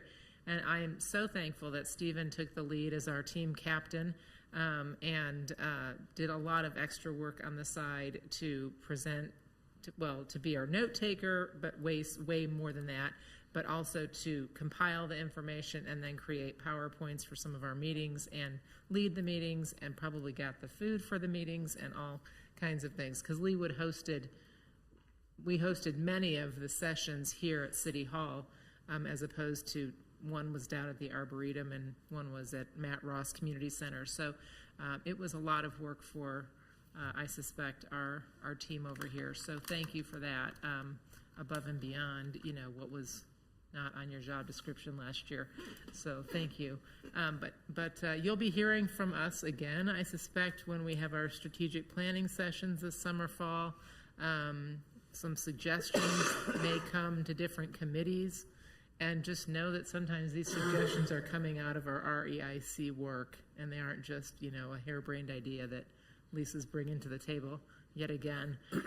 There might actually be some meat to it from this particular committee. So, well, thank you, all three of you, so much for the work that you've done. And as I say, I mentioned in our meeting, the really hard work begins now to figure out this iterative approach to changing the environment that we live in. And it's many of us up here are type A's that like to make lists and check things off of lists.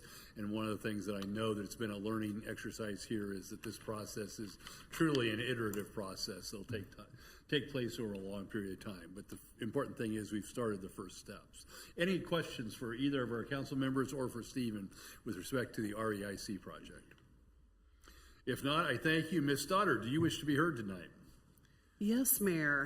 Good evening, and good evening to the members of the City Council. I wanted to provide you two updates this evening, one related to the strategic planning process, and then another related to some discussions about a Veterans Memorial possibility here in Leawood. So first, regarding the strategic plan, I wanted to say that since the engagement with the KU Public Management Center was approved April 15th, we have been busy on several things.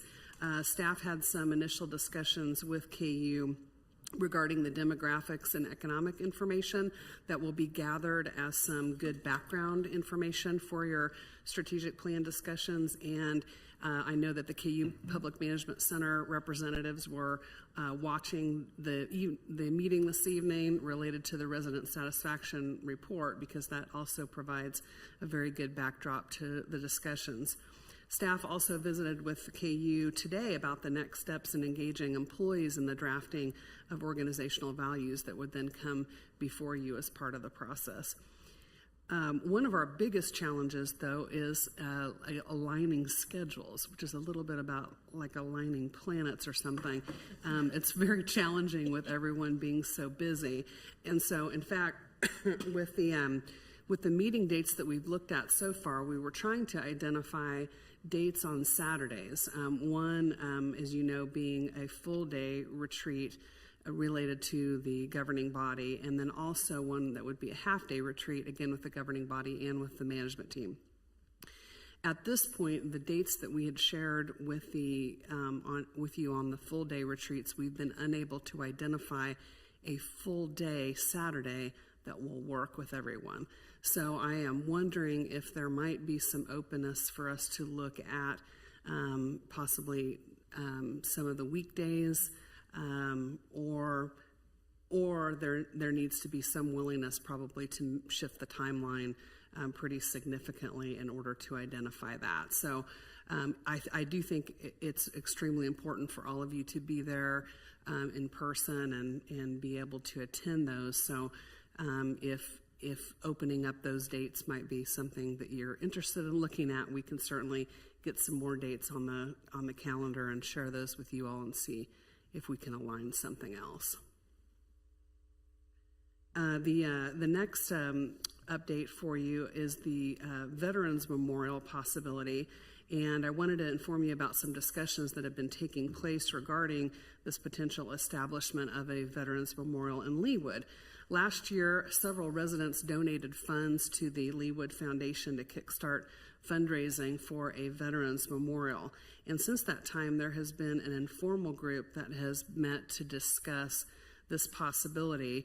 Representatives of the Leawood Historic Commission have also been involved in these discussions.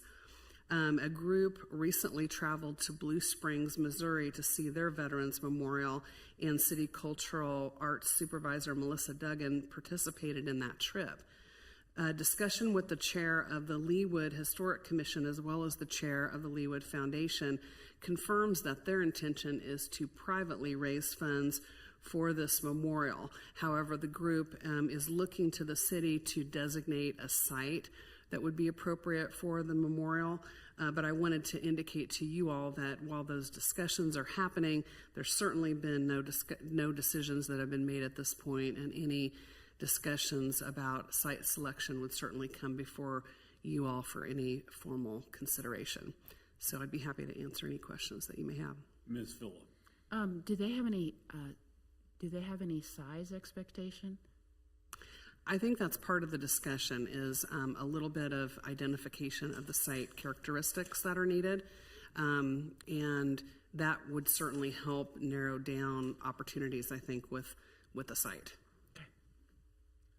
Other questions for Ms. Sard? Yes, Mr. Sipple. I think Ms. Filla asked my question, which was how much money are we talking about? Is it $50,000 or $250,000? Because there's a lot of organizations in the city that might be able to contribute as well. Yes, that I don't know that there has been an amount that has been identified, although my understanding is that one of the next steps would be to engage somebody to help design it, which would develop some cost estimates. But I think there's parameters of the site, what's the overall goal. So with these kind of things, I think you can spend a fairly small amount of money, or you can spend a lot of amount of money, and I think that'll be some of the things that the group will need to identify, and will certainly end up driving what a site would be as well. I think Ms. Hinkle has a kind of an outline of what the APPI people are looking for in Leawood in terms of different sizes of art pieces, and I think this would probably qualify as an art piece, but you might work with them in terms of what their plan is in terms of whether it's a monument size or whether it's a pocket size or whatever. So I think including them would be a smart move.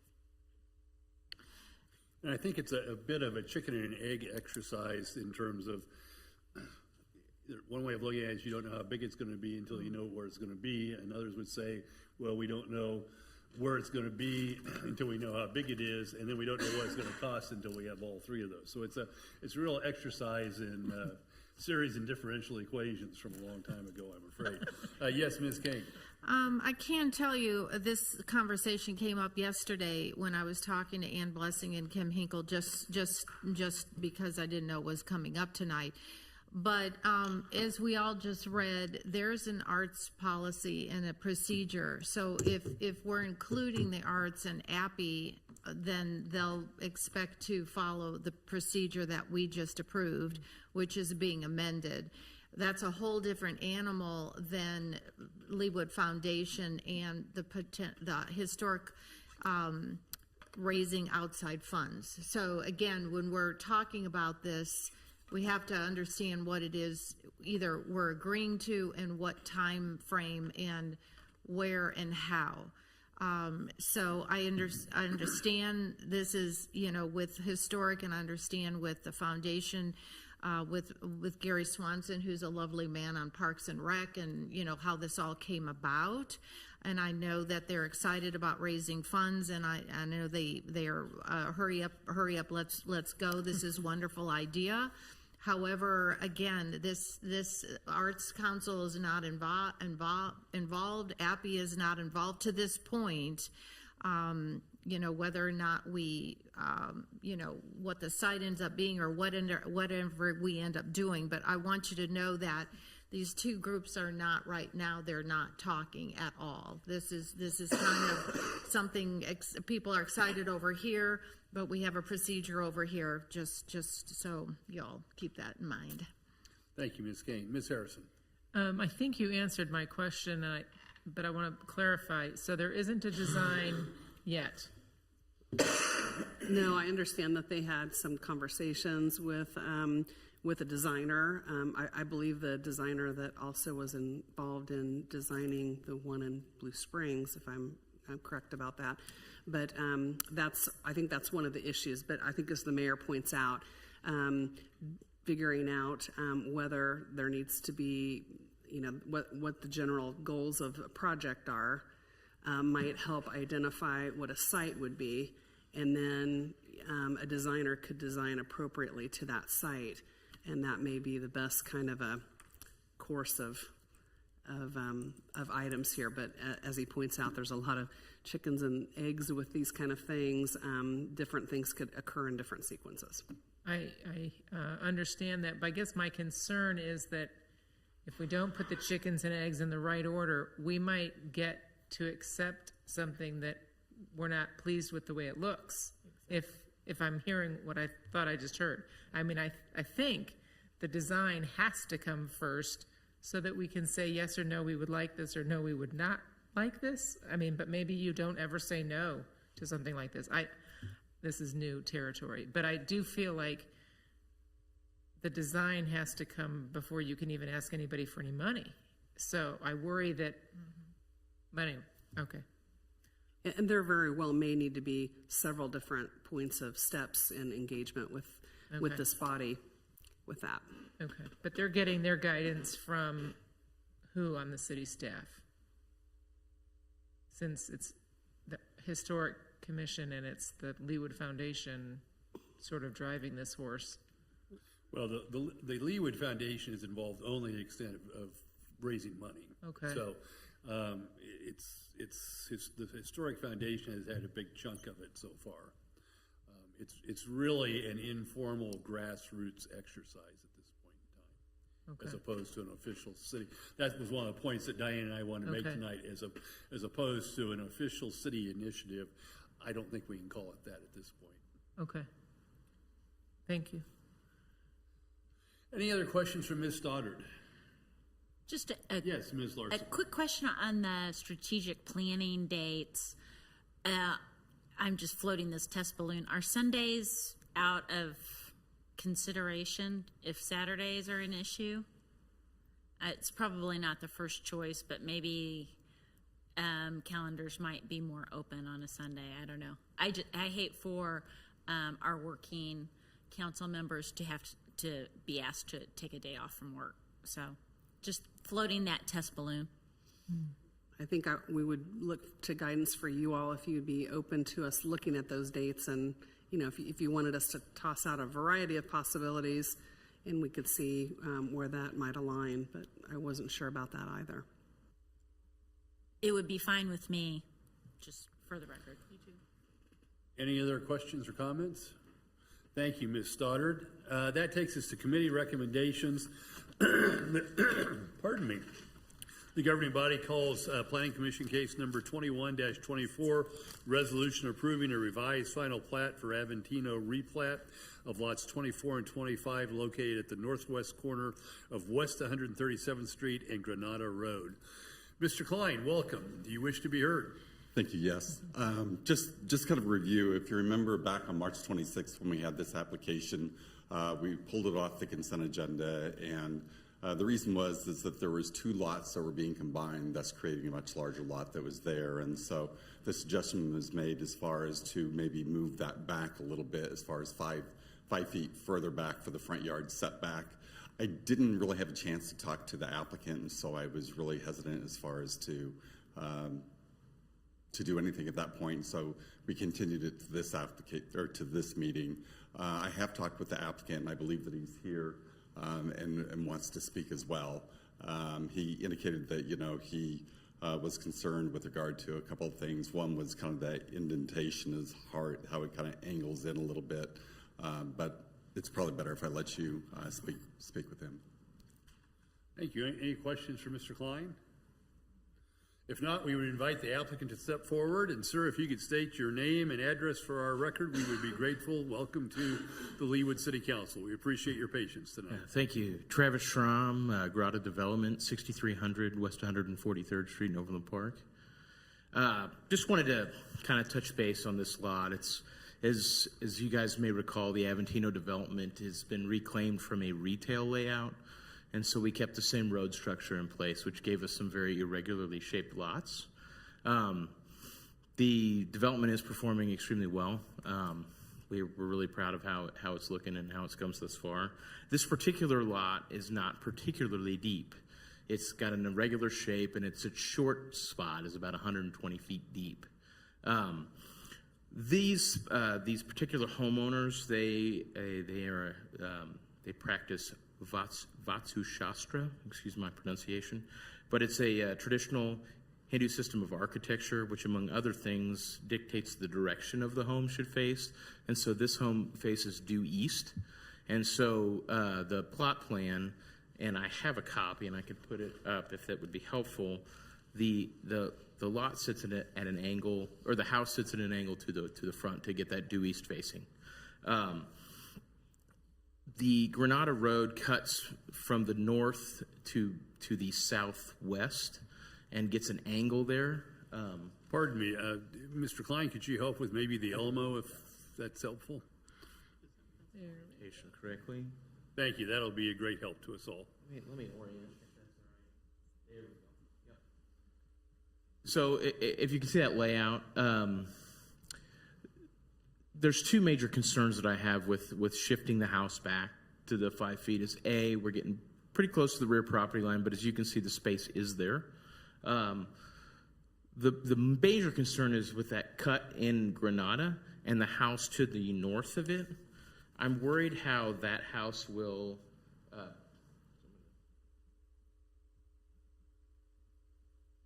if you can see the light blue house there, that foundation is in. And the further you push that back, the more that backyard is facing kind of the front yard of that house rather than the side yard. And so there's kind of some privacy issues kind of there. I'd rather, have that backyard face to the side of the house as opposed to kind of into the front yard. And then the other thing is the setback across the street is also 20 feet or 25 and a half. And so mirroring that and getting that symmetry, I think is really important to this development, and just kind of keeping the feel.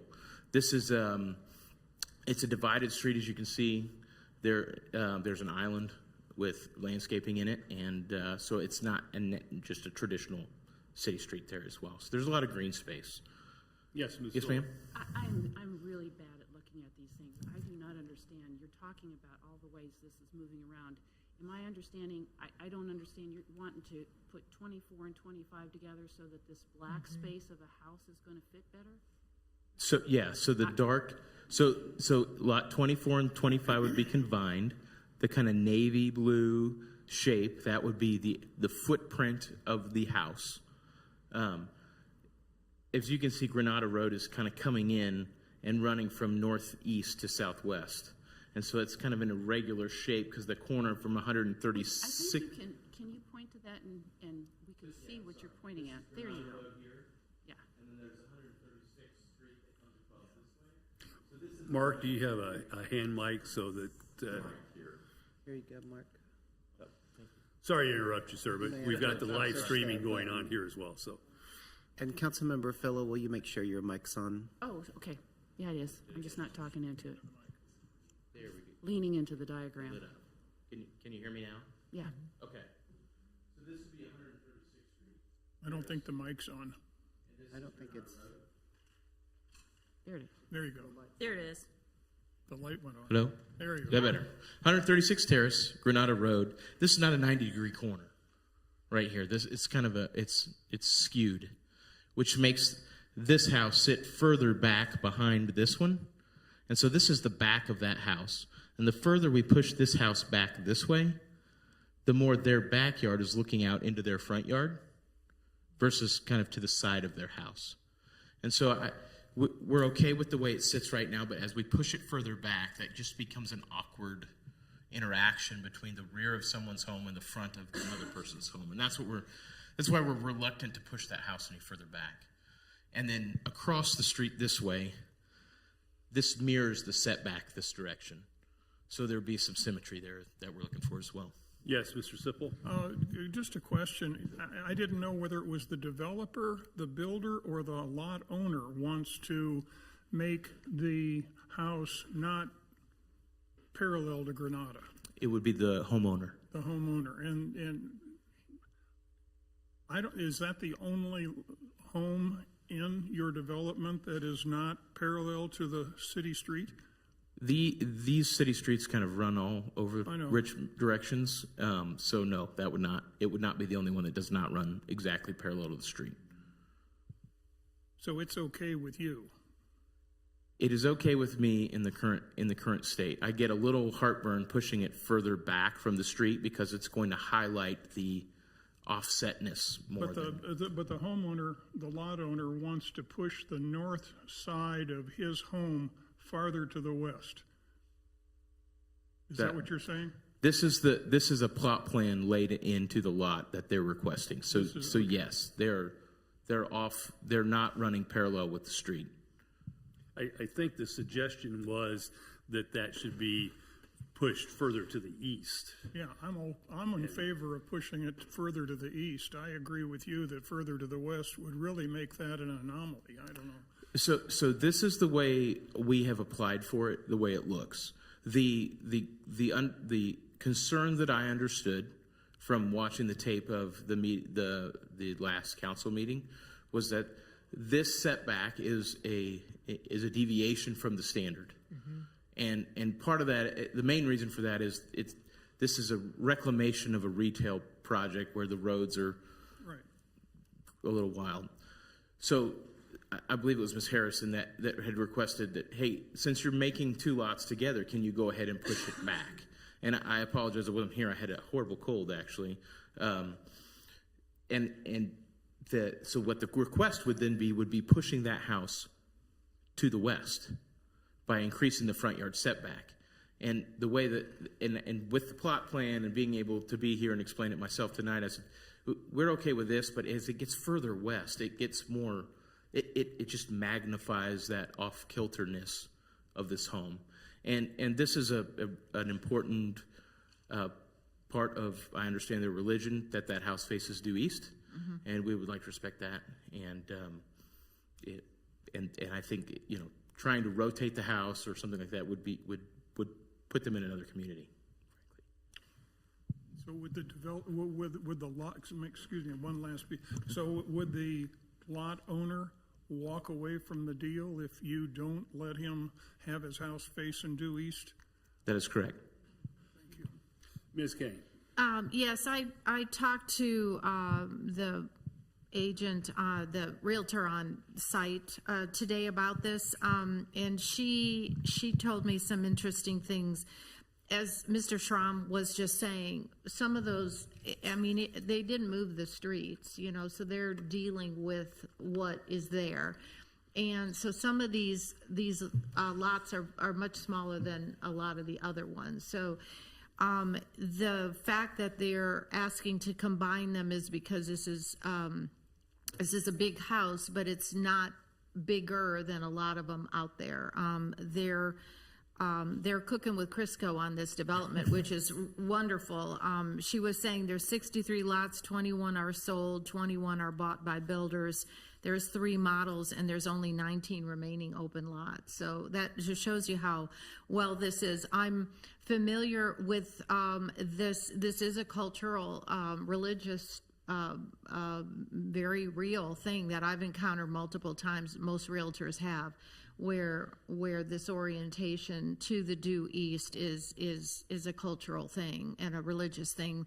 Personally, I think we need to respect. So, as I understand the agenda item, it doesn't talk about needing a variance for some kind of a setback. It just talks about we're being asked to replat 2 lots into 1. So personally, I don't have a problem with that at all, and I'm very familiar with the request and the reason for the request. Thank you. And Mr. Klein, just to validate, the Planning Commission and the Planning Department are both supportive of this as it sits, as we see it on the screen today? Yes, they recommended approval. Ms. Filla. I was going to make a motion to approve. Second. Thank you, Ms. Kane. Ms. Harrison, did you have a question or comment? A question and comment, probably. I mean, since it was my concern that is why we're here talking about it. I have no concern with the idea that we're combining 2 lots in theory, though when this development came to us, we all looked at the map and we all knew what the lot sizes were, and we thought they would build houses that would fit on those lot sizes. And if they were smaller lots, it would be a smaller house. And that's okay. That's not a bad thing.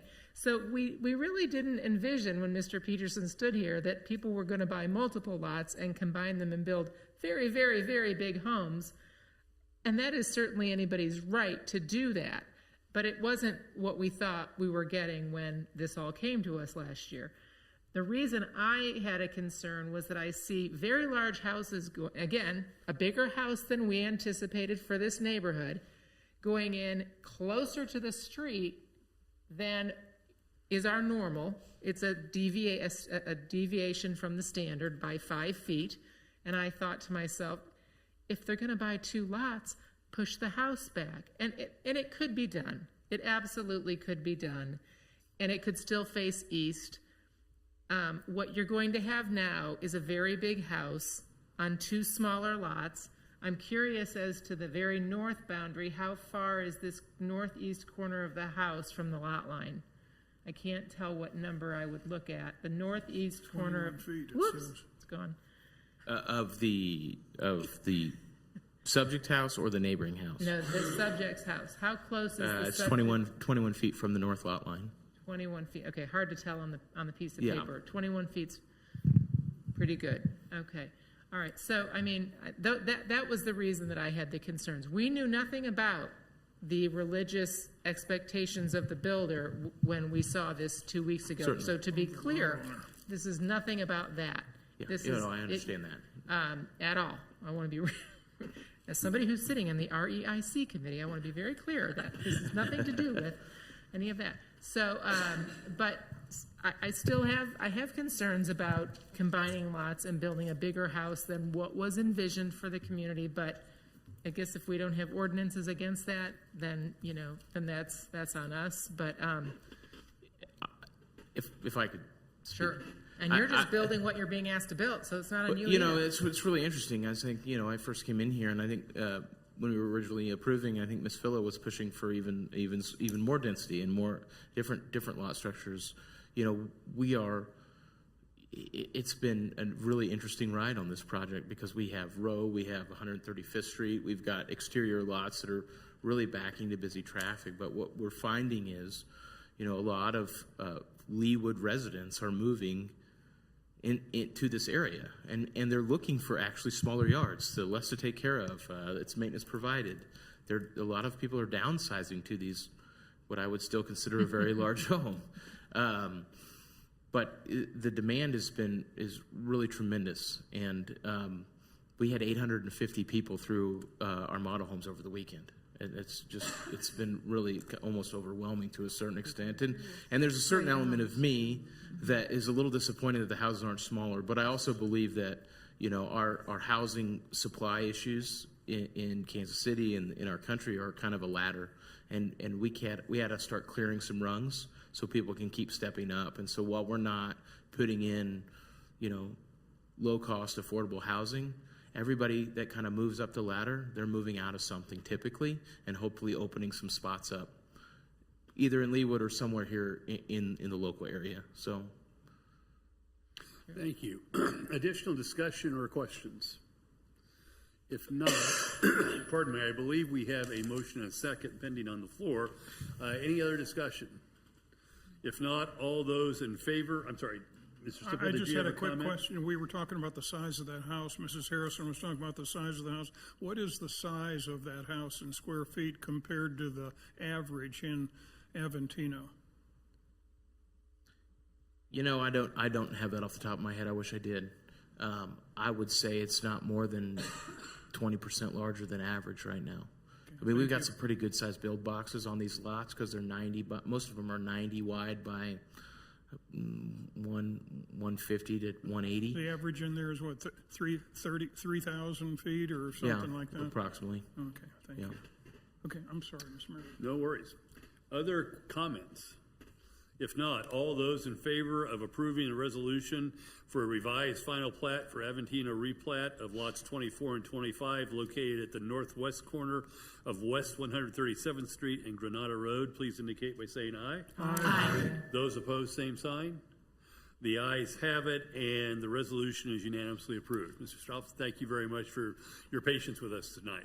Thank you. Appreciate your time.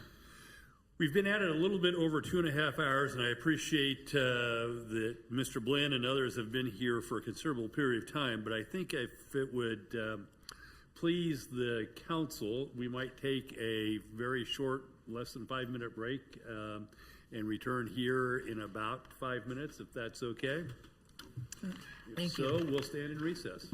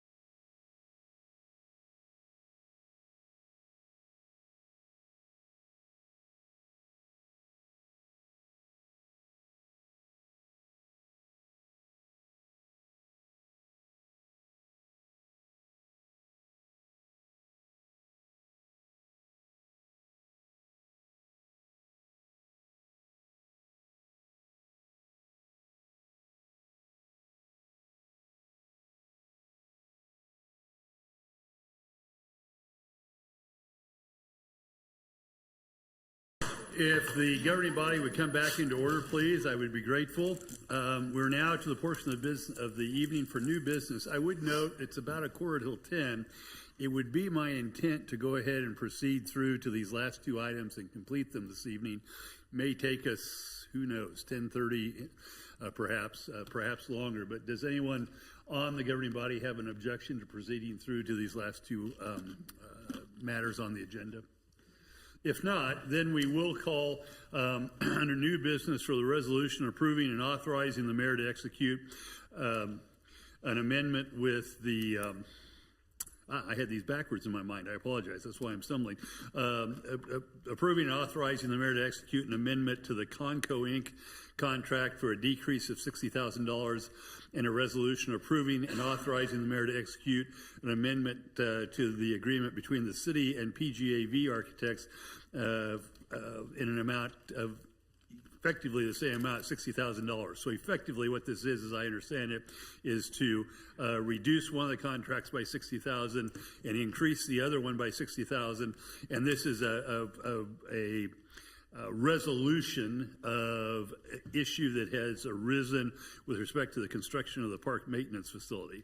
Hopefully not having stolen all your thunder. Ms. Claxton, do you wish to be heard?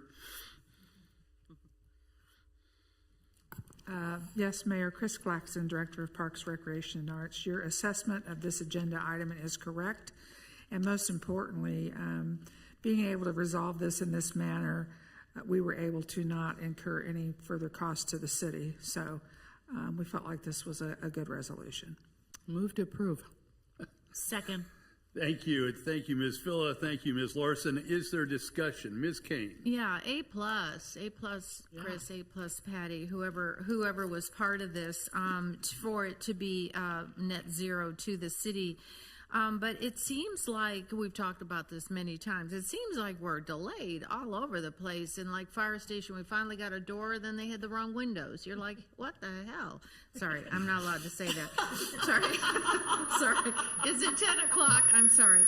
Okay, so I take it back. So I'm wondering, this liquidated damages of $200 per day if the completion of the administration area is not final by August 15th. Do we normally have that in contracts where there is a penalty for not finishing on time, on budget? Because it seems like this is a chronic issue that we're being faced with. And maybe we should throw this in our contracts if we don't. We can't have, legally, we can't have a penalty. Cannot? Liquidated damages are meant to estimate the amount of damages we think will incur. We originally didn't think we were going to incur if they were late because it just, Parks continues to reside here and they keep their mulch at the Justice Center and so forth and so on. But as it turned out, PGAV wanted more money. So it does end up costing us extra because the delay. I think the same thing with Fire Station 1. Not getting Fire Station 1 done would not have cost a lot of heartache, right? But as far as out-of-pocket expenses, we didn't have to rent a hotel for them to live because we had the old Fire Station 1 there for them. So it's a little different. Streets normally do have a liquidated damages clause because it does cost more inconvenience, more time to have traffic controls, all of that kind of thing. But most, we look at whether there really will be damages and then we try to take a good faith estimate of what they will be. Thank you for the explanation. And Ms. Bennett, without asking for a guarantee, how confident or comfortable are we that we will actually be occupying this space by October, which again is a couple of months later than what I had thought we were headed? And I know Dustin and Chris worked with them on the biggest problem now on the October 15th date is these really big shop windows that are specially made for the shop and allow ventilation, I believe, and some other things. And they're coming. They're supposed to. They have to be specially made. Then they have to be shipped. And when they come here, it takes about 2 weeks to install them because they have to cut the area just so. Would I say 100%? No. If I'd say 100%, there's liquidated damages would not be in there. I think that Conco really does want to move this thing as fast as they can. I think PGAV wants to move this thing as fast as we can, and of course the city does. So hopefully with the three of us on board with this thing, it will. October 15th had a little bit of a wiggle room in it, so hopefully that will be the absolute latest it'll be done. Are these windows essentially the last thing to be completed? Is the building substantially complete other than that? Not yet. August 15th it will be, except for these monster windows, or that's the plan. Thank you. Other questions for staff with respect to these amendments to these two contracts relating to the construction of the park maintenance facility? If not, we do have a motion and a second pending. Any additional discussion? If not, all those in favor of approving the resolution that authorizes me to execute an amendment to both the Conco contract and the PGAV contract by offsetting amounts of $60,000, please indicate by saying aye. Aye. Those opposed, same sign. The ayes have it, and the resolution approving the modification to the two contracts is unanimously approved. That now brings us to a resolution approving and authorizing the execution of a funding agreement between the city and the Leawood Stage Company in an amount not to exceed $54,900 pertaining to the 2024 summer production of Legally Blonde. Ms. Claxton, we'll start with you, and then we'll look to hear from the Leawood Stage Company. And I do note that many hours ago now, I recognize that there were at least two individuals in the audience who wish to be heard on this same topic. So, Ms. Claxton, welcome. Thank you. So, really what you're here to consider is the funding agreement for this year's production. The request was for $57,000. The amount in the budget is $54,900, so that's what staff is recommending, not to exceed the budget. Just a little bit of background about what we've been doing, and I know you have a separate piece of material that I provided, but the biggest thing we've gone from a grant, right, and then we went to an MOU, a memo of understanding, and we are now going to a funding agreement, which just gives a little bit more detail about the responsibilities of the stage company and the responsibilities of the city. So that's really our recommendation, and if you have questions for me, I'm happy to answer those. Thank you. Questions for Ms. Claxton at this point? Yes, Mr. Sipple. Chris, how many people in the past have attended these shows, the stage company shows? So previous to 2023, correct? Well, I'm talking about, they used to be at Ironwoods Park, right? Right. Outside. And of course, producing the show at Ironwoods Park is very expensive because they have to recreate everything, right? There's no lighting, everything has to come from harvest. So having the production at a different location, and also keep in mind during those performances, we're talking the middle of the summer, it's hot. Sometimes the little bugs like to come out, and it's just, not as pleasant as what they've been experienced at Rockhurst. So I think that kept some of the numbers down. Some of the time, they would also lose performances sometimes due to rain or other situations. I know last year that Rockhurst, it was very successful because they were able to be inside. They were able to, come and be in the auditorium. And the other thing about this production, whether it's been at Ironwoods or now at Rockhurst, is they don't sell tickets. So it's still free because the city has wanted to continue to provide free theater. So I have some numbers, but I will just say that when they were at Ironwoods, there were a lot of things that would affect the performances. Because some nights, if the weather was better, they would have 700 or 800 people. Some nights they might have 350. So it just depended on year to year. And sometimes it was the show, which they've always done an excellent job. The quality of the productions has always been very, very good. Ms. Claxton, have we kept statistics over the years? I mean, I recognize the variability from outdoors versus indoors. We have kept statistics. Yes, we have kept statistics. We started to be a little bit more concentrated with that several years ago by, trying to use a clicker, every time people would come in. And sometimes the police would help us give some estimates similar to what they do for 4th of July. So, but when we started using the clicking mechanism to track people, we had a little bit better idea. But we just don't have it here tonight, is that? We just don't have it here tonight, that's correct. But this show would go over 3 days, 4 days? It would go 7 days, depending. So usually 4 nights, because there'd be a matinee, and then 3 nights. So. And is that what's planned for Legally Blonde? Or is that what we've got? I lost track. Yeah, I think the performances are scheduled to be the same. Mike, yeah, we'll get to you in just a second. Let's finish with Ms. Claxton, and then we'll circle back with the Leawood Stage Company. Other questions for Ms. Claxton at this point in time? Yes, Deborah, Filla. I'm just curious, is this performance going to be at the Rose Theater? Yes. Yeah, I think that's just a great venue because our summers aren't getting any cooler, and Yeah. waiting for the sun to go down and waiting for the heat to dissipate. The second part of that just isn't happening. Thank you. Other questions for Ms. Claxton? Yes, Ms. Harrison. Thank you. I'd be curious to just get a little bit of data at a future date, and it doesn't have to be fancy, but I would be curious to know approximately how many people are attending these shows. I know we will never know if they're Leawood residents or not.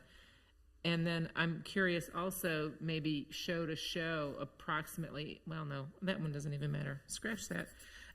But I would like us to consider, asking people to pay a small admission fee. I mean, I went to a high school theater event last month and I paid $7 or something. And I thought, well, yeah, I'm helping to pay for those fancy Music Man costumes because they were fancy. Very professional. I think I don't know how much free theater is out there these days, but I feel like, asking somebody to pay a few bucks, or if it were in the park, per carload, I think is even at just a couple of bucks a person would be, I don't think that would inhibit attendance, but I think it would make us more fiscally responsible in terms of helping to pay for something that is attractive to a small percentage of our residents. Just a thought. Thank you, Ms. Harrison. Other questions or comments for Ms. Claxton? If not, thank you, Chris. Mr. Blinn, I'll ask you to step forward, and if you could introduce yourself and your business address and tell us a little bit about the Leawood Stage Company. Yeah, my name's Mike Blinn, and my home address, which is kind of our business address as well, because we also use Mail It to get mail at this point in time, but I'm at 13105 Glenfield Road here in Leawood. It's where I live, and I'm the chairman of the board for the stage company and have been for the last 8 years. In answer to your question, sir, we had over 5,000 last year come and see the show. We were running four nights and for 1 week. We do it over 2 weekends. We run 4 nights and a matinee. So we basically had 8 shows last year that we did. The last matinee was a standing room only. There were 950 plus people that showed up. I'm glad the fire marshal didn't. But it was Rockhurst is an excellent location. They seat 900, and it's a great place. And Ms. Claxton was right as far as weather and bugs and the heat. Ironwoods Park was very good for us for many, many years. This is our 26th year with you all. And so it's been very good. From an average standing from a attendance point from Ironwoods Park, we would average anywhere from 400 to 500 people a night. There were some nights that we would have over 1,000. There were some nights that we only had 200 or 300. And there were some nights, there was Annie, where we started, we got the Annie first song, the thunderstorm hit, and we were done. So it is what it is. And we only had about 300 people that night because they knew the weather was coming, but they came out anyway. As far as residents of Leawood, we ask during our curtain speech every night, has anybody been to a Leawood Stage Company production before? And over half the audience says no, they haven't. They love it. They love coming out. I think it's a small percentage, to be honest. I don't have a number of actual Leawood residents because we don't ask that kind of information with people coming in. But we do I think one of the fun things is, from a free theater standpoint, there isn't free theater around the city. This is the only one that I know of that actually is free. And that's due to the last administration and how they wanted to give a gift from the city of Leawood to the population that's in the area. So that's why there wasn't any ticket prices for that. And this great organization has been very kind and funded most of the show that we do during the summer.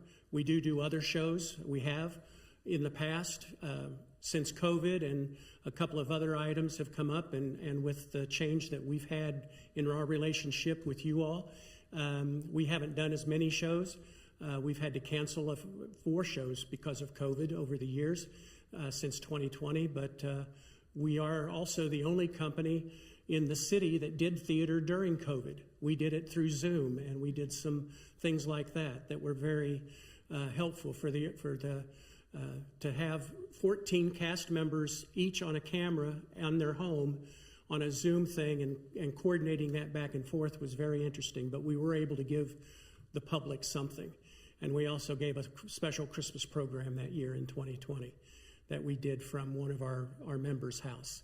So we're very, very, very fortunate to be part of Leawood and to have your support. And I really came here just to answer questions. I know Alex has some comments that he would like to make, but I'm here that as you have your discussion, if you have questions, I'd be more than happy to answer them. Yes, sir.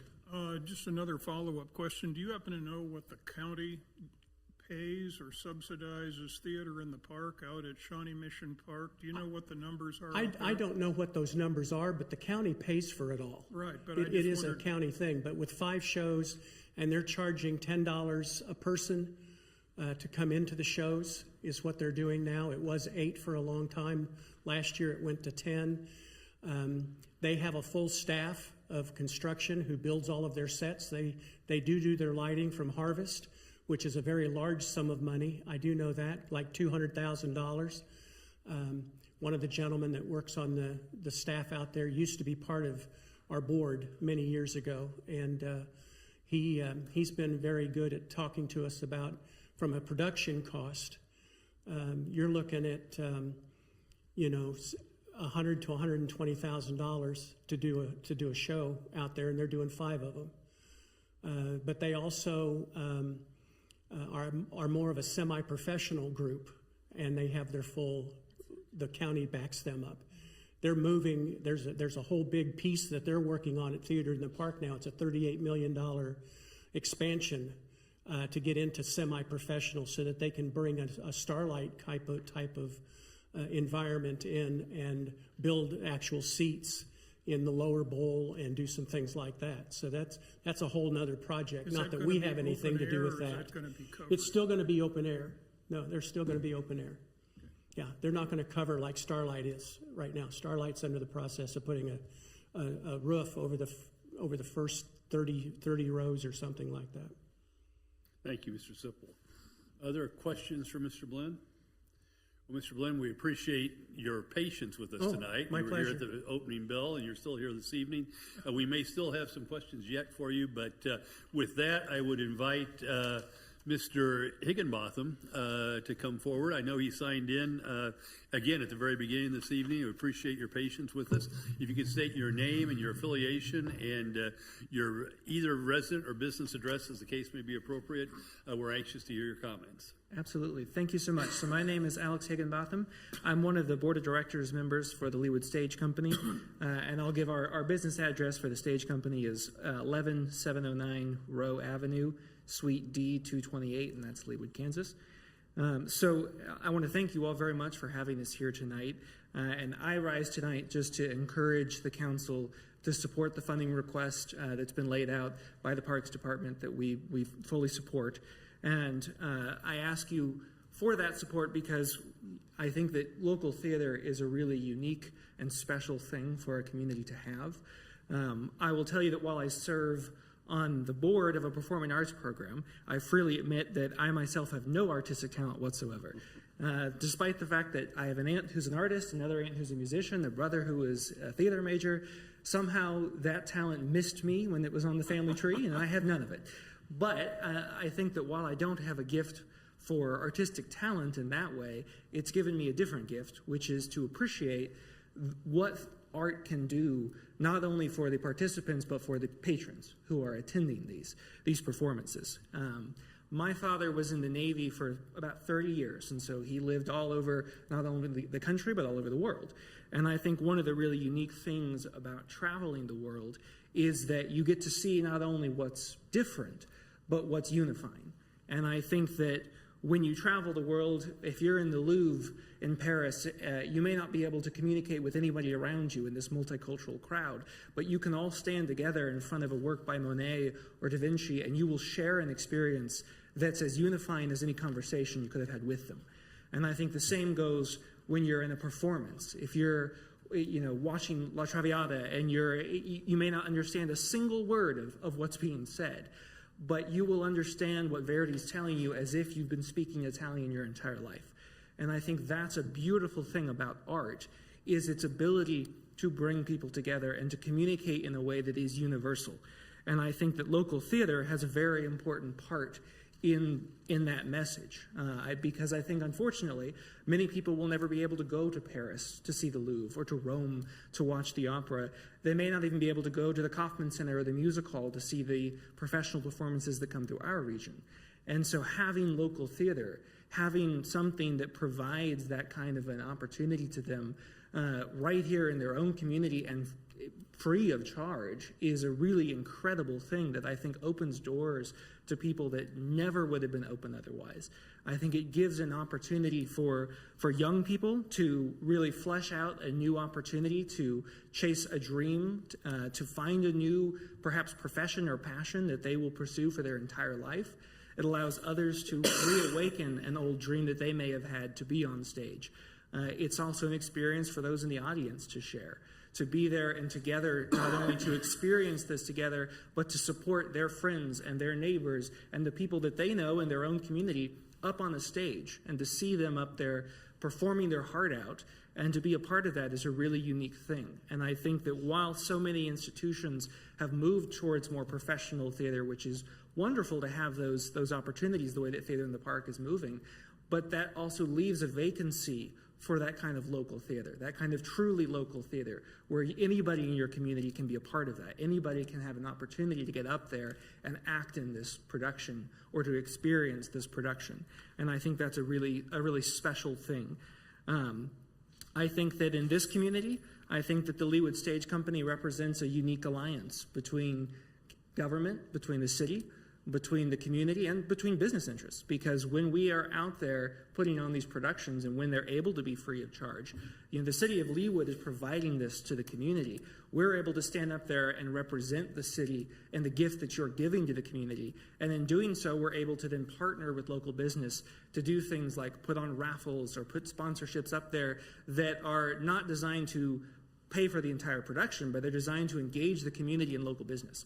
And so they're able to provide these kinds of almost free sponsorships where they have a raffle that maybe somebody's going to now go to their business. And so we're engaging not only the people in these local businesses and this local economic drive, but we're engaging those businesses in the community and with the city, and we're putting the city right front and center in all of that, which I think is a great opportunity for the city. We've been doing this now as a stage company for 26 years. We've been around since 1998. And throughout that, the collaboration and the partnership with the city has been an incredibly crucial part of that. I think that it's part of what allows Leawood to really grow and thrive. I know there was a lot of discussion here about the number of people who come, and I know that at our last production, The Beauty and the Beast, which was at the Rose Theater at Rockhurst, we had over 5,000 people who attended that production. The theater was full on the last night that we put on that production. There was standing room only. And that is a really incredible thing to watch so many people come together. And I know that a lot of families talk to us about the fact that there are so few places that an entire family can go to something that is family friendly together and it won't cost them anything. That they can come together and go to this free event is a really incredible thing. And I completely understand the desire to have some revenue come out of it, but I do think that is a really special thing. And I hope that doesn't get overlooked, because I do think that's something that Leawood's providing that almost no one else is. And even if it's not a Leawood resident going, it's bringing people into the Leawood community. I know a lot of people who come to these, and that's their first exposure to Leawood, a city that they otherwise might not have gone to. And now they think, wow, they're doing this down there. What else are they doing? And so it does bring people. I really do believe that it brings people in to see what else is happening here. And I think that's a really wonderful thing. And I will say that with the city also, that while the city has been very proud to list us, and we've been on the website for Leawood for a long time, we've been in part of the marketing tools that the city has put out there, we're equally proud to stand up there every night and tell them that this production is put on to you by the city of Leawood, that this is coming to you because your government decided this was important, that we want to support the arts, we want to give you this kind of an opportunity. And I think that is a special thing. So I'll close with a quote from the former U.S. Secretary of Education, William Bennett, who stated that the arts are an essential element of education, just like reading, writing, and arithmetic. Music, dance, painting, and theater are all keys that unlock profound human understanding and accomplishment. And I wholeheartedly agree with that quote. I think that by investing in the arts, just as we do in other areas of education, I think that you ensure that Leawood is able to continue to be such a vibrant community, that it's able to continue to grow, and that the numbers that were shared earlier tonight about these metrics that people have responded in these surveys, I think show that people really think Leawood is going in a good direction. And I know this is a small part of everything that the city is doing, but it is a part of that. And I think that is a part of what people love about this community. And so we ask and encourage the City Council to continue doing what you've been doing, which is to support wonderful programs like this this year and many years to come. Thank you, Mr. Higginbotham. We appreciate your comments. Yes, Ms. Filla. As one of the attendees for Beauty and the Beast with my granddaughters and other folks with their kids, I would just like to make the motion that we approve this agenda item. Thank you, Ms. Filla. Is there a second? Second. Thank you, Mr. Sipple. Additional discussion. Ms. Kane. Yes. Some of you know, not all of you know, but this musical theater was my life because of my daughter for double-digit years, and she was on every single stage, I think almost every single stage anywhere in the city, many times as a lead in Theater in the Park, many times at Starlight, many times at the Kaufman, went on to study at the conservatory, at Cincinnati Conservatory of Music, and ultimately ended up on Broadway. So I understand this world, and I can't even begin to tell you how many times I sat there through these things. And but having been on Leawood Arts Council for 16 years in Parks and Rec, I also understand, and I've seen the evolution of this relationship with the Leawood Stage Company, and so I just want to point out a few things to you for further discussion. Not tonight. Tonight I will not be voting in opposition of the $54,900 tonight. But I personally think it begs a work session in the future to not only go into some depth as we're talking about strategic planning, as we're talking about what we need to do for the city versus what all that we are doing for the city. I am proud of Leawood. I'm enormously proud of our cultural arts. We rarely charge for things. We do charge for certain things, but we have lots of cultural events that are all free, including this one. I've watched the requests go up and up and up and up and up, and I asked Chris to prepare some information for you so you guys understand the whole picture. So they'll ask for $54,900, but that's a hard cost, but there's a lot of soft costs involved as far as they're not asked to pay any rental fees. They're not asked to pay. A lot of times the city staff is involved, and you can see Chris provided some of this information. Mr. Blynn's, again, I'm not denying this tonight, but I'm just saying I think that we need to look at this just like we're looking at everything else in our city in a totality, and we've got to find the balance. And I'm even back in, if you look at their own letter, from when this was originally come before them, it said even at that time in 1997, both the councils gave unanimous approval with a commit for half the funds to mount a musical production. The city suggested the other half come from fundraising activity. So my suggestion is, again, a work session to discuss this, not only this, but what all are we doing? We have the 4th of July, we have the this, we have the that, we have I don't know of another city that has a more robust cultural arts program than we do. But I think the time has come when we need to look at this as a total, and I'm glad that we're moving towards this funding agreement. I think it will ask them to provide some numbers that frankly we've never gotten before. And until last year, we didn't get numbers. If you look carefully at the numbers which I've had in my little highlighted sheet, you'll see that there's a lot of money. They keep talking about volunteers, but there's a lot of money going for this staff person and this staff person, which I understand that's the way it's working. But there's a bigger picture here that I want you all to understand. And again, I view that that's our job as a liaison to these different committees, to give you the total picture.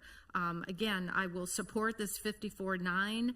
I will support this funding agreement because right here on item 3 and number 4, it says the city may suspend or terminate this agreement anytime with or without notice to the Leawood Stage Company. I wouldn't do that to you this year, certainly, but I would approve this and respectfully request a work session on this item and the totality of what that department is doing for our residents. Thank you. Thank you, Ms. Kane. It seems that probably another of the items appropriate for a strategic planning exercise. Absolutely. Thank you. Other comments or questions with respect to the pending motion? Yes, Ms. Harrison. Quick question about the event space rental being waived. It's at the Rose Theater. So Rockhurst, these last couple of years, has waived $30,000. That's our space, not the rental space fee to be waived according to the requested dates. The Rockhurst charges us for everything. Right.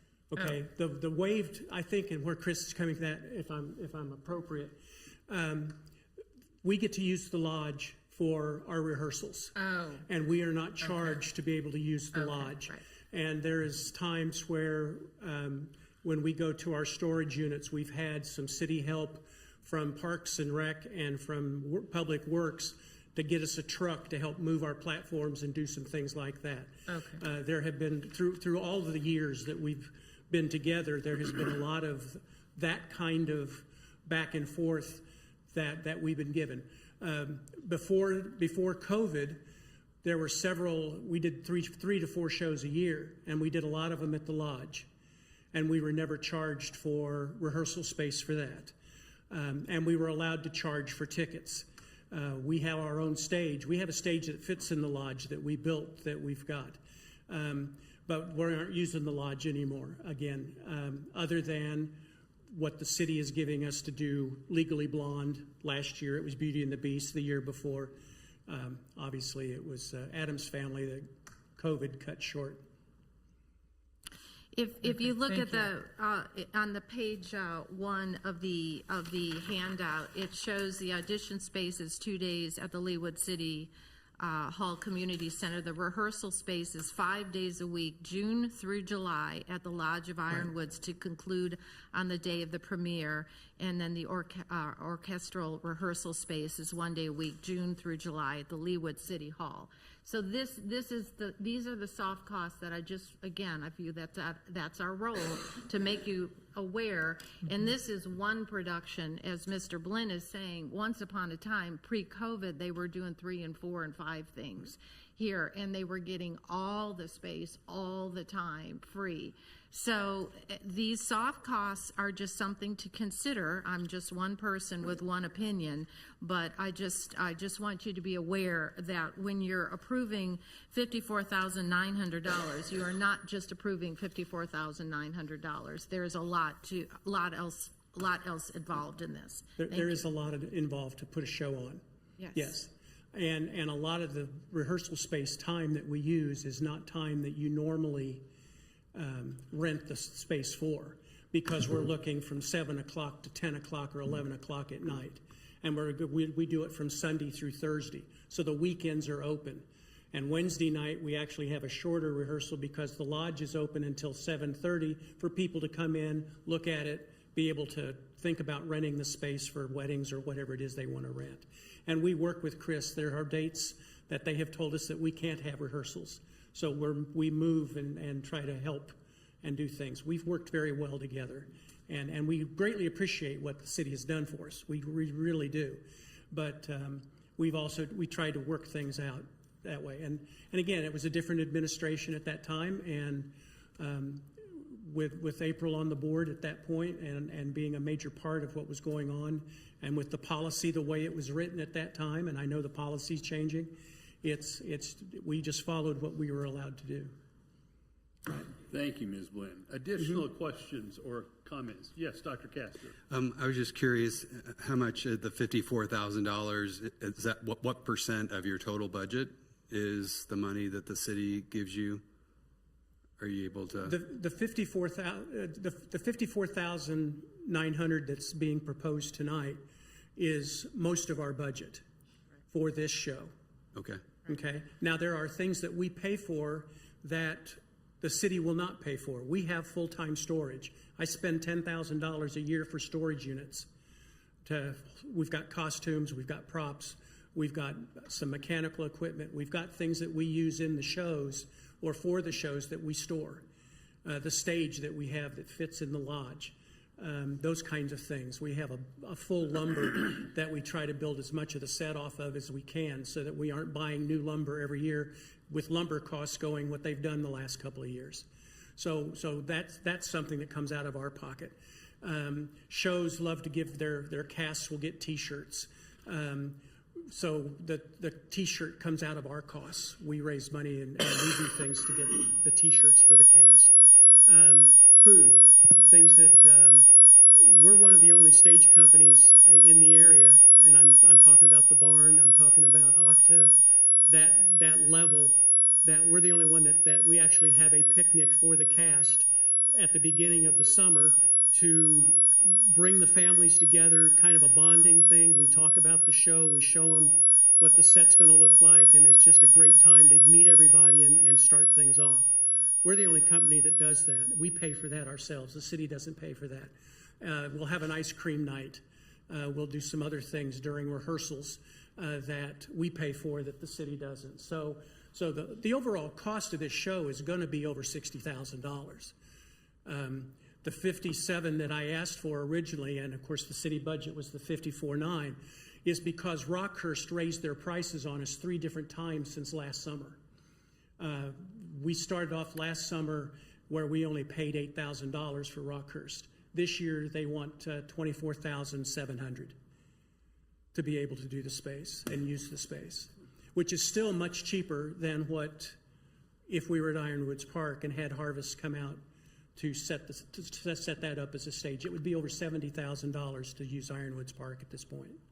Thank you, Mr. Blinn. Yeah. And again, just to follow up real quick, again, I think, just for your board to consider, I think for most people, I think just spending $5 to go to a show of the caliber that you all put on, I think would be totally reasonable. And again, that would take care of half of the cost that the city would be is providing here. And I echo Ms. Kane's, thoughts as far as, with just the more expensive for us to redo our streets and street lights and all that, we have to kind of look at costs and certainly I agree with her. I think it'd be something good for the council to talk about in their strategic planning session. But we have no problem for a fee for tickets to help out with that.